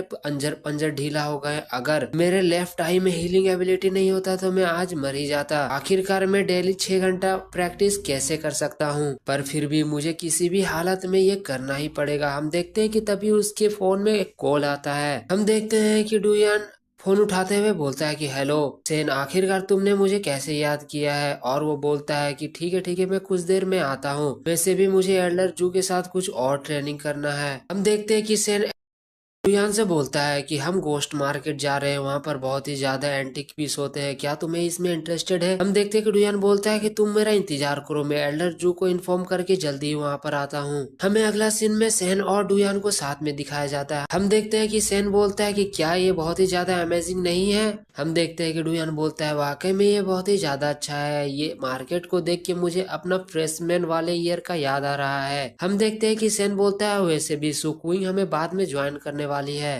तुम्हें मुझे हेल्प करना होगा और मेरा लास्ट टाइम के जैसे अपॉर्चुनिटी बनाना होगा कि मैं सुकुइंग के साथ उस तरह बात कर सकूं। और हम देखते हैं कि सेन एक अजीब सा चमगादड़ की तरह मुंह बनाते हुए बोलता है कि डूड, मैं तुम्हें फिर से परेशान कर रहा हूँ ना। हम देखते हैं कि तभी हम तभी देखते हैं कि सैन के पास एक हाथ आता है और उसके कान को सीधा पकड़ लेता है। हम देखते हैं कि वो सुकुइंग होती है और वो सैन के कान को पकड़ते हुए बोलती है और वो गुस्साते हुए बोलती है कि तुमने मुझे बोला कि घोस्ट मार्केट में मैं तुम्हारे लिए गिफ्ट खरीदूंगा और तुमने इसीलिए मुझे दिन भर यहाँ पर इंतजार करवाया है। हम देखते हैं कि सेन चिल्लाते हुए बोलता है बहुत ज्यादा दर्द कर रहा है, बहुत ज्यादा दर्द कर रहा है, प्लीज मुझे छोड़ दो, मैं तुम्हारे लिए गिफ्ट खरीदूंगा, रुको रुको रुको छोड़ दो मुझे। हम देखते हैं कि डुयान ये सब देख के बोलता है कि इन लोग का रिलेशनशिप बहुत ही ज्यादा अजीब है। हम देखते हैं कि सुकुइंग पूछती है सेन के कि आखिरकार तुमने सोचा कि ग्रैंडपा के बर्थडे के लिए तुम क्या गिफ्ट खरीदने वाले हो। हम देखते हैं कि सेन बोलता है कि वैसे मैंने अभी तक सोचा नहीं है, लेकिन गोश्त मार्केट में एक से एक एंटीक पीस भरा पड़ा है, चलो हमें एक बार गोश्त मार्केट में घूम के देखना चाहिए। हम देखते हैं कि डुयान उसे आवाज लगाते हुए बोलता है कि ए सैन, क्या मेरा तुम्हारे लिए कुछ काम है। हम देखते हैं कि सैन वहां पर कुछ नहीं बोलता है। फिर अगला सीन में हम देखते हैं कि डुयान 2-4 स्क्रॉल को पकड़ रहा होता है और वो मन में बोलता है। हम देखते हैं कि वो स्क्रॉल को पकड़ते हुए बोलता है कि मैंने मार्केट में बहुत सारा जगह देखा और मैंने बहुत ही मुश्किल से अपने लेफ्ट आई एबिलिटी की मदद से ये पेंटिंग को चूज किया है। और वो बोलता है कि चलो अब मैं ये पेंटिंग को एक बार अच्छा से देखूंगा। हम देखते हैं कि डुयान बोलता है कि मेरा लक बहुत ही ज्यादा अच्छा है, मुझे आज लग रहा है कि मैं कुछ और बहुत ही अच्छा एंटिक पीस पाने वाला हूँ। और तभी हम देखते हैं कि डुयान के नजर में एक रोड साइड शॉपकीपर के पास पड़ता है जिसके सामने एक मटेरियल पड़ा होता है और डुयान अपने आंखों की मदद से देखता है तो वो बहुत ही ज्यादा एंटिक पीस होता है और वो देख के बहुत ही ज्यादा हैरान होता है। वो बोलता है कि उसके अंदर वो लाइट वो देखने में बहुत ही ज्यादा स्पिरिचुअल एनर्जी वाला कुछ लगता है। और डुयान बिना समय गवाए हुए उस आदमी के पास जाते हुए बोलता है कि बॉस, क्या तुम इस सामान को मुझे बेचना चाहते हो? हम देखते हैं कि वो शॉपकीपर डुयान को देखते हुए बोलता है कि ये एक ऑर्डिनरी स्टूडेंट लग रहा है, और वो उस सामान को उठाते हुए उसके बारे में ज्ञान देने लगता है और बोलता है कि तुम बहुत खुशकिस्मत हो कि तुम मेरे पास आ गए हो। ये एक बहुत ही ज्यादा रेयर आइटम है जो हिस्टोरियन में हिस्ट्री के समय में बहुत ही ज्यादा फेमस था, और ये एक डावेस्ट क्लेन से रिलेटेड है। और वो उसके सामने बहुत ही ज्यादा ज्ञान देने लगता है। हम देखते हैं कि डुयान उसे रोकते हुए बोलता है कि बॉस बॉस तुम रुक जाओ, ऐसे भी मैं आर्ट्स स्टूडेंट हूँ और मुझे ये सब में ज्यादा विश्वास नहीं है। मैं ये सामान को खरीदना चाहता हूँ, क्या आप इसमें को बेचना चाहते हैं और इसको कितना में बेचना चाहते हैं? हम देखते हैं कि वो शॉपकीपर डुयान के ऊपर चिल्लाते हुए बोलता है कि तुम बदमाश बच्चे, क्या तुम्हारे पास किसी तरह का तमीज नाम का चीज नहीं है? मैं तुम्हें कुछ बता रहा हूँ और तुम उसे इस तरह का बात कैसे कर सकते हो? तुम अपना मुंह तुम शांत रखो। और फिर वो शॉपकीपर शांत होते हुए बोलता है कि ठीक है, अगर तुम इसे खरीदना चाहते हो तो तुम्हें इतना देना होगा। और वो अपने हाथ को दिखाता है। इसे देख के डुयान बोलता है कि क्या सिर्फ 50 युआन? हम देखते हैं कि वो शॉपकीपर फिर गुस्सा हो जाता है और चिल्लाते हुए बोलता है 50 युआन नहीं बल्कि 50,000 युआन। आखिरकार तुम 50 युआन कैसे बोल सकते हो? इसका प्राइस बहुत ही ज्यादा है, और मैं 50,000 युआन बोल रहा हूँ, ये भी बहुत ही ज्यादा सस्ता है। हम देखते हैं कि डुयान उससे बोलता है कि क्या 50,000 युआन नहीं, मैं बस इसके सामने 500 युआन दे सकता हूँ। और शॉपकीपर बोलता है ठीक है तो 5,000 युआन। हम देखते हैं कि डुयान इसी तरह उसके साथ बार्गेनिंग करने लगता है, और लास्ट में डुयान अपने बार्गेनिंग में पास हो जाता है और वो 800 युआन में उसे लास्ट में खरीद लेता है। फिर हम देखते हैं कि डुयान वहां से जा रहा होता है और सैन और सुकुइंग उधर से आ रही होती है। हम देखते हैं कि सैन वहां पर आते हुए बोलता है कि क्या डुयान तुम कुछ पेंटिंग खरीदे हो और तुम एक स्टैचू खरीदे हो, क्या तुम मॉन्क बनने वाले हो? हम देखते हैं कि डुयान बोलता है कि आखिरकार तुम इसके बारे में जानते हो क्या हो? ये तो एक आर्ट है और ये एक बहुत ही ज्यादा एंटिक पीस है। और डुयान वहां से जाते हुए बोलता है कि तुम दोनों अपना शॉपिंग को कंटिन्यू करो, वैसे भी मुझे अपने मार्शल आर्ट में ध्यान देना है और मैं अपने ट्रेजर को जाके अपने कमरे में चेक करूंगा। हम देखते हैं कि सेन बोलता है ठीक है तुम अब यहाँ से जाओ और हम लोग फिर से मिलेंगे जब तुम फ्री होगे। फिर अगला सीन में हमें डुयान के घर का सीन दिखाया जाता है। हम देखते हैं कि डुयान वहां पर उस मूर्ति को तोड़ रहा होता है और उसके अंदर से एक मोती निकलता है जिसे डुयान देख रहा होता है, और उसे वो उठाते हुए बोलता है कि इसके अंदर का गोल्डन ऑरा ये बहुत ही ज्यादा मुझे डिफरेंट फीलिंग दे रहा है। मैंने पिछले बार जिस जेड को एब्जॉर्व किया था और उसके मुकाबले में इसका स्पिरिचुअल पावर बहुत ही ज्यादा अलग है, क्या मैं इसे एब्जॉर्ब कर सकता हूँ? चलो मुझे ये ट्राई करना चाहिए। और वो अपने लेफ्ट आई के सामने उसे लेके जाता है और हम देखते हैं कि उसकी वजह से उसके लेफ्ट आई उस जेड का ऑरा कलेक्ट करने लगता है। हम देखते हैं कि वो गोल्डन ओरा डुयान के बदन में एब्जॉर्ब होने लगता है और डुयान के हाथ से वो जेट छूट जाता है। और हम देखते हैं कि डुयान के बदन में एक अजीब सा मार्क बनने लगता है और डुयान वहां पर बेहोश हो जाता है और वो मोती वहीं पर गिर जाता है। और हम देखते हैं कि कुछ समय बाद डुयान को होश आता है। हमें अगला सीन में वही पीलो वाले बंदा को दिखाया जाता है और हम देखते हैं कि उसके पीछे एक आदमी आता है और वो बोलता है यंग मास्टर, आप जिस बंदे के बारे में हमें इन्वेस्टिगेशन करने के लिए बोले थे उसके लिए हम इन्वेस्टिगेशन कर चुके हैं, और उसके बारे में हमें ये पता चला है कि वो एक सीनियर स्टूडेंट है जेंगनियान यूनिवर्सिटी का, और वो एक कॉमनर है अपने बचपन से, और वो एक अनजान से विलेज से आया हुआ है जो किसी माउंटेन में बसता है, और वो अपने ट्यूशन फीस को कलेक्ट करने के लिए कुछ कुछ काम करता है। हम देखते हैं कि पीलो वाला बंदा हंसते हुए बोलता है वो कमीना, वो बस एक कॉर्नर है और एक गरीब सा बंदा है। वो अपने आप को बहुत ही ज्यादा तेज समझ रहा था, और वो पीलो वाला बंदा बहुत ही ज्यादा गुस्सा होता है। और फिर हम देखते हैं कि वो बोलता है अपने बंदे से कि मुझे उस बंदे को एक लेसन सिखाना है, मैं डुयान को एक लेसन सिखाऊंगा। वो बहुत ही ज्यादा अपने आप को समझता है, उसे ये चीज को पता चलना चाहिए कि अगर वो किसी को ऑफेंड करता है तो उसका प्रभाव उसे कैसा पड़ सकता है। तुम किसी किसी बंदे को जमा करो और उस बंदे को बहुत ही ज्यादा पीटो। हम देखते हैं कि उसका बंदा बोलता है कि ठीक है मैं समझ गया। हम देखते हैं कि वो पीलो वाला बंदा मन में सोचता है कि दुनिया तुम अपने आप को बहुत ही ज्यादा एक्सपीरियंस पीपल समझते हो, मैं तुम्हें बताऊंगा, मैं तुम्हें अपने मौत को एक्सपीरियंस करवा दूंगा। और वो हंस रहा होता है। हमें अगला सीन में दिखाया जाता है कि डुयान होश में आता है और फिर वो बोलता है आखिरकार मैं कितने देर से बेहोश हूँ, मैं उस मोती को एब्जॉर्व किया और मैं बेहोश हो गया, आखिरकार ये सब कैसे हुआ? और फिर वो अपने सिर को पकड़ते हुए उठ रहा होता है। लेकिन हम देखते हैं कि डुयान के अंदर एक अलग ही टाइप का एनर्जी होता है जिसे महसूस करके डुयान भी बहुत ही ज्यादा हैरान होता है। हम देखते हैं कि डुयान का बेड वहां पर टूट जाता है। डुयान बोलता है कि आखिरकार ये सब क्या हो रहा है, क्या मेरा बेड का क्वालिटी बहुत ही ज्यादा खराब है? चलो हमें बाहर जाके कुछ सामान लाना होगा। बार, मैं अपने बेड को फिक्स करूंगा। हम देखते हैं कि डुयान बाहर जा रहा होता है और डुयान दरवाजे की कुंडी को पकड़ता है, लेकिन हम देखते हैं कि वो कुंडी ही उसके हाथ में आ जाता है और फिर वो कुंडी को हाथ में लेते हुए अजीब सा शक्ल बनाता है और वो बोलता है अब बेड और उसके बाद ये दरवाजा, मुझे दोनों को रिपेयर करना पड़ेगा। हम देखते हैं कि डुयान जॉगिंग कर रहा होता है और वो मन में सोचता है कि मैंने लास्ट नाइट में उस मोती को एब्जॉर्ब किया और मैं अपने आप में चेंज महसूस कर सकता हूँ। मेरा फिजिकल बॉडी किसी नॉर्मल ह्यूमन से बहुत ही ज्यादा ताकतवर हो गया है। और वो दौड़ते हुए बोलता है कि वैसे भी मुझे हर दिन 5 किलोमीटर दौड़ना होगा, नहीं तो मैं एल्डर जो मुझे बहुत ही ज्यादा ताना मारेंगे। हम देखते हैं कि दौड़ते दौड़ते डुयान नूडल्स शॉप पे पहुंच जाता है और वो बोलता है कि चलो दौड़ना हो गया तो अब मैं कुछ फन के लिए नूडल्स खाने चलते हैं। और हम देखते हैं कि डुयान वहां पर एक नूडल्स ऑर्डर करता है और उसे लेके बैठ जाता है, बोलता है कि ये तो बहुत ही ज्यादा स्वादिष्ट लग रहा है, चलो अब इसे खाया जाए। हम देखते हैं कि डुयान के पीछे कुछ बंदे बात कर रहे होते हैं और वो बोलते हैं कि ब्रदर, क्या ये बच्चा उसी की तरह नहीं दिख रहा है जो हमारे फोटो में है? हम देखते हैं कि दूसरा बंदा बोलता है कि हाँ हाँ, ये तो उसी तरह दिख रहा है जैसे मेरे हाथ में फोटो है। और हम देखते हैं कि डुयान के पीछे बहुत सारे बंदे जमा हो जाते हैं और सबके हाथ में हथियार होता है और डुयान पीछे मुड़ के देखता है। हम देखते हैं कि डुयान उन लोग को देखते हुए मन में सोचता है कि आखिरकार ये बंदे यहाँ पर क्या कर रहे हैं, अगर इन्हें किसी तरह का दिक्कत है तो आखिरकार ये लोग इतना ज्यादा बंदा क्यों है। और डुयान आराम से अपने सूप को पी रहा होता है। हम देखते हैं कि एक बंदा अपने हथियार को कस के पकड़ता है और वो बोलता है आगे बढ़ो। हम देखते हैं कि डुयान मन में बोलता है कि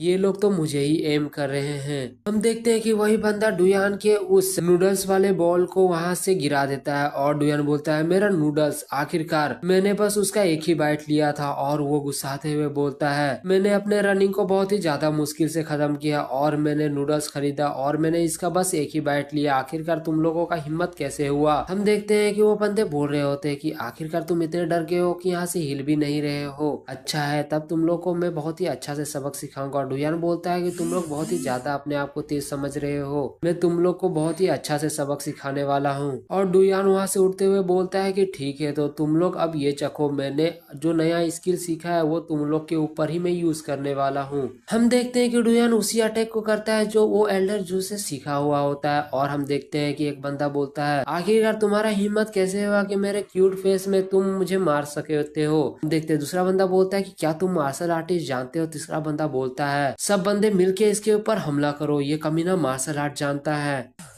हम देखते हैं कि डुयान उन लोगों को धोबी पछाड़ की तरह धो रहा होता है, किसी के गाल में मुक्का तो किसी के पेट में लात और किसी के थोड़ी के नीचे मुक्का। और हम देखते हैं इसी तरह डुयान सबको मार मार के सुअर बना देता है। हम देखते हैं कि डुयान उन लोगों को पछाड़ देता है और वो बोलता है कि बस तुम लोग के पास इतना ही था, मैंने अभी अपने पावर का आधा हिस्सा भी इस्तेमाल नहीं किया और तुम लोग यहीं पर ढेर हो गए हो। मैंने सोचा था कि तुम लोगों से लड़के मुझे थोड़ा सा मजा आएगा, लेकिन मेरा पूरा मस्ती ही खराब हो गया। हम देखते हैं कि डुयान उन लोग को धोने के बाद मन में सोचता है कि आखिरकार ये क्या चल रहा है, पहले मेरे रूम में चोर आए और फिर कुछ गुंडे मेरे पीछे पड़ गए, आखिरकार मेरे पीछे ऐसे कोई कैसे पड़ सकता है, मैं उस बंदे को नहीं छोड़ूंगा जो मेरे पीछे इस तरह पड़ा हुआ है। और हम देखते हैं कि डुयान शॉप के बाहर आता है, लेकिन हम देखते हैं कि शॉप के बाहर बहुत सारे बंदे रहते हैं और वो लोग बोलते हैं कमीने आखिरकार तुम समझते क्या हो, तुम यहाँ से बाहर कैसे निकल सकते हो। हम देखते हैं डुयान मन में सोचता है कि ये सब क्या हो रहा है, यहाँ पर अभी भी बहुत सारे पर्सन है, मैं यहाँ पर अब भागना ही मेरा सही रास्ता है। हम देखते हैं कि वो लोग बोलते हैं कि तुम बहुत ही ज्यादा बुरे फंसे हो, आज तुमको हम बहुत ही ज्यादा पीटेंगे। हम देखते हैं कि वो बंदे बोल रहे होते हैं कि तुमने किसी को हम देखते हैं कि वो बंदे बोल रहे होते हैं तुम कुछ लोगों को मार के अपने आप को बहुत ही ज्यादा घमंडी समझ रहे हो, तुमको आज हम लोग अच्छा सबक सिखाएंगे। और हम देखते हैं कि वो बंदा अपना आँख खोल के देखता है तो वहाँ पर डुयान होता ही नहीं है। वो बोलता है कि आखिरकार वो बंदा कहाँ गया है। और हम देखते हैं कि डुयान वहाँ से भाग रहा होता है। एक बंदा देखते हुए बोलता है कि वो कमीना बच्चा यहाँ से भाग रहा है। और हम देखते हैं कि सब बंदे डुयान के पीछे पड़ जाते हैं और वो बोलते हैं कि कमीने बच्चे तुम वहीं पर रुक जाओ, आखिरकार तुम यहाँ से कैसे भाग सकते हो। हम देखते हैं कि डुयान बोलता है कि मैं पागल दिखता हूँ क्या, तुम लोगों ने बोला और मैं यहाँ पर रुक जाऊंगा। हम देखते हैं कि वो बंदे बोलते हैं कमीने बच्चे आखिरकार तुम इतने स्पीड कैसे भाग सकते हो, वहीं पर रुक जाओ, वहीं पर तुम रुक जाओ, हम तुम लोग को बहुत मारेंगे। और हम देखते हैं कि डुयान एक दीवार के पास आके खड़ा हो जाता है और वो बोलता है कि आगे जाने का कोई रास्ता नहीं है, मैं तो बुरा फंसा।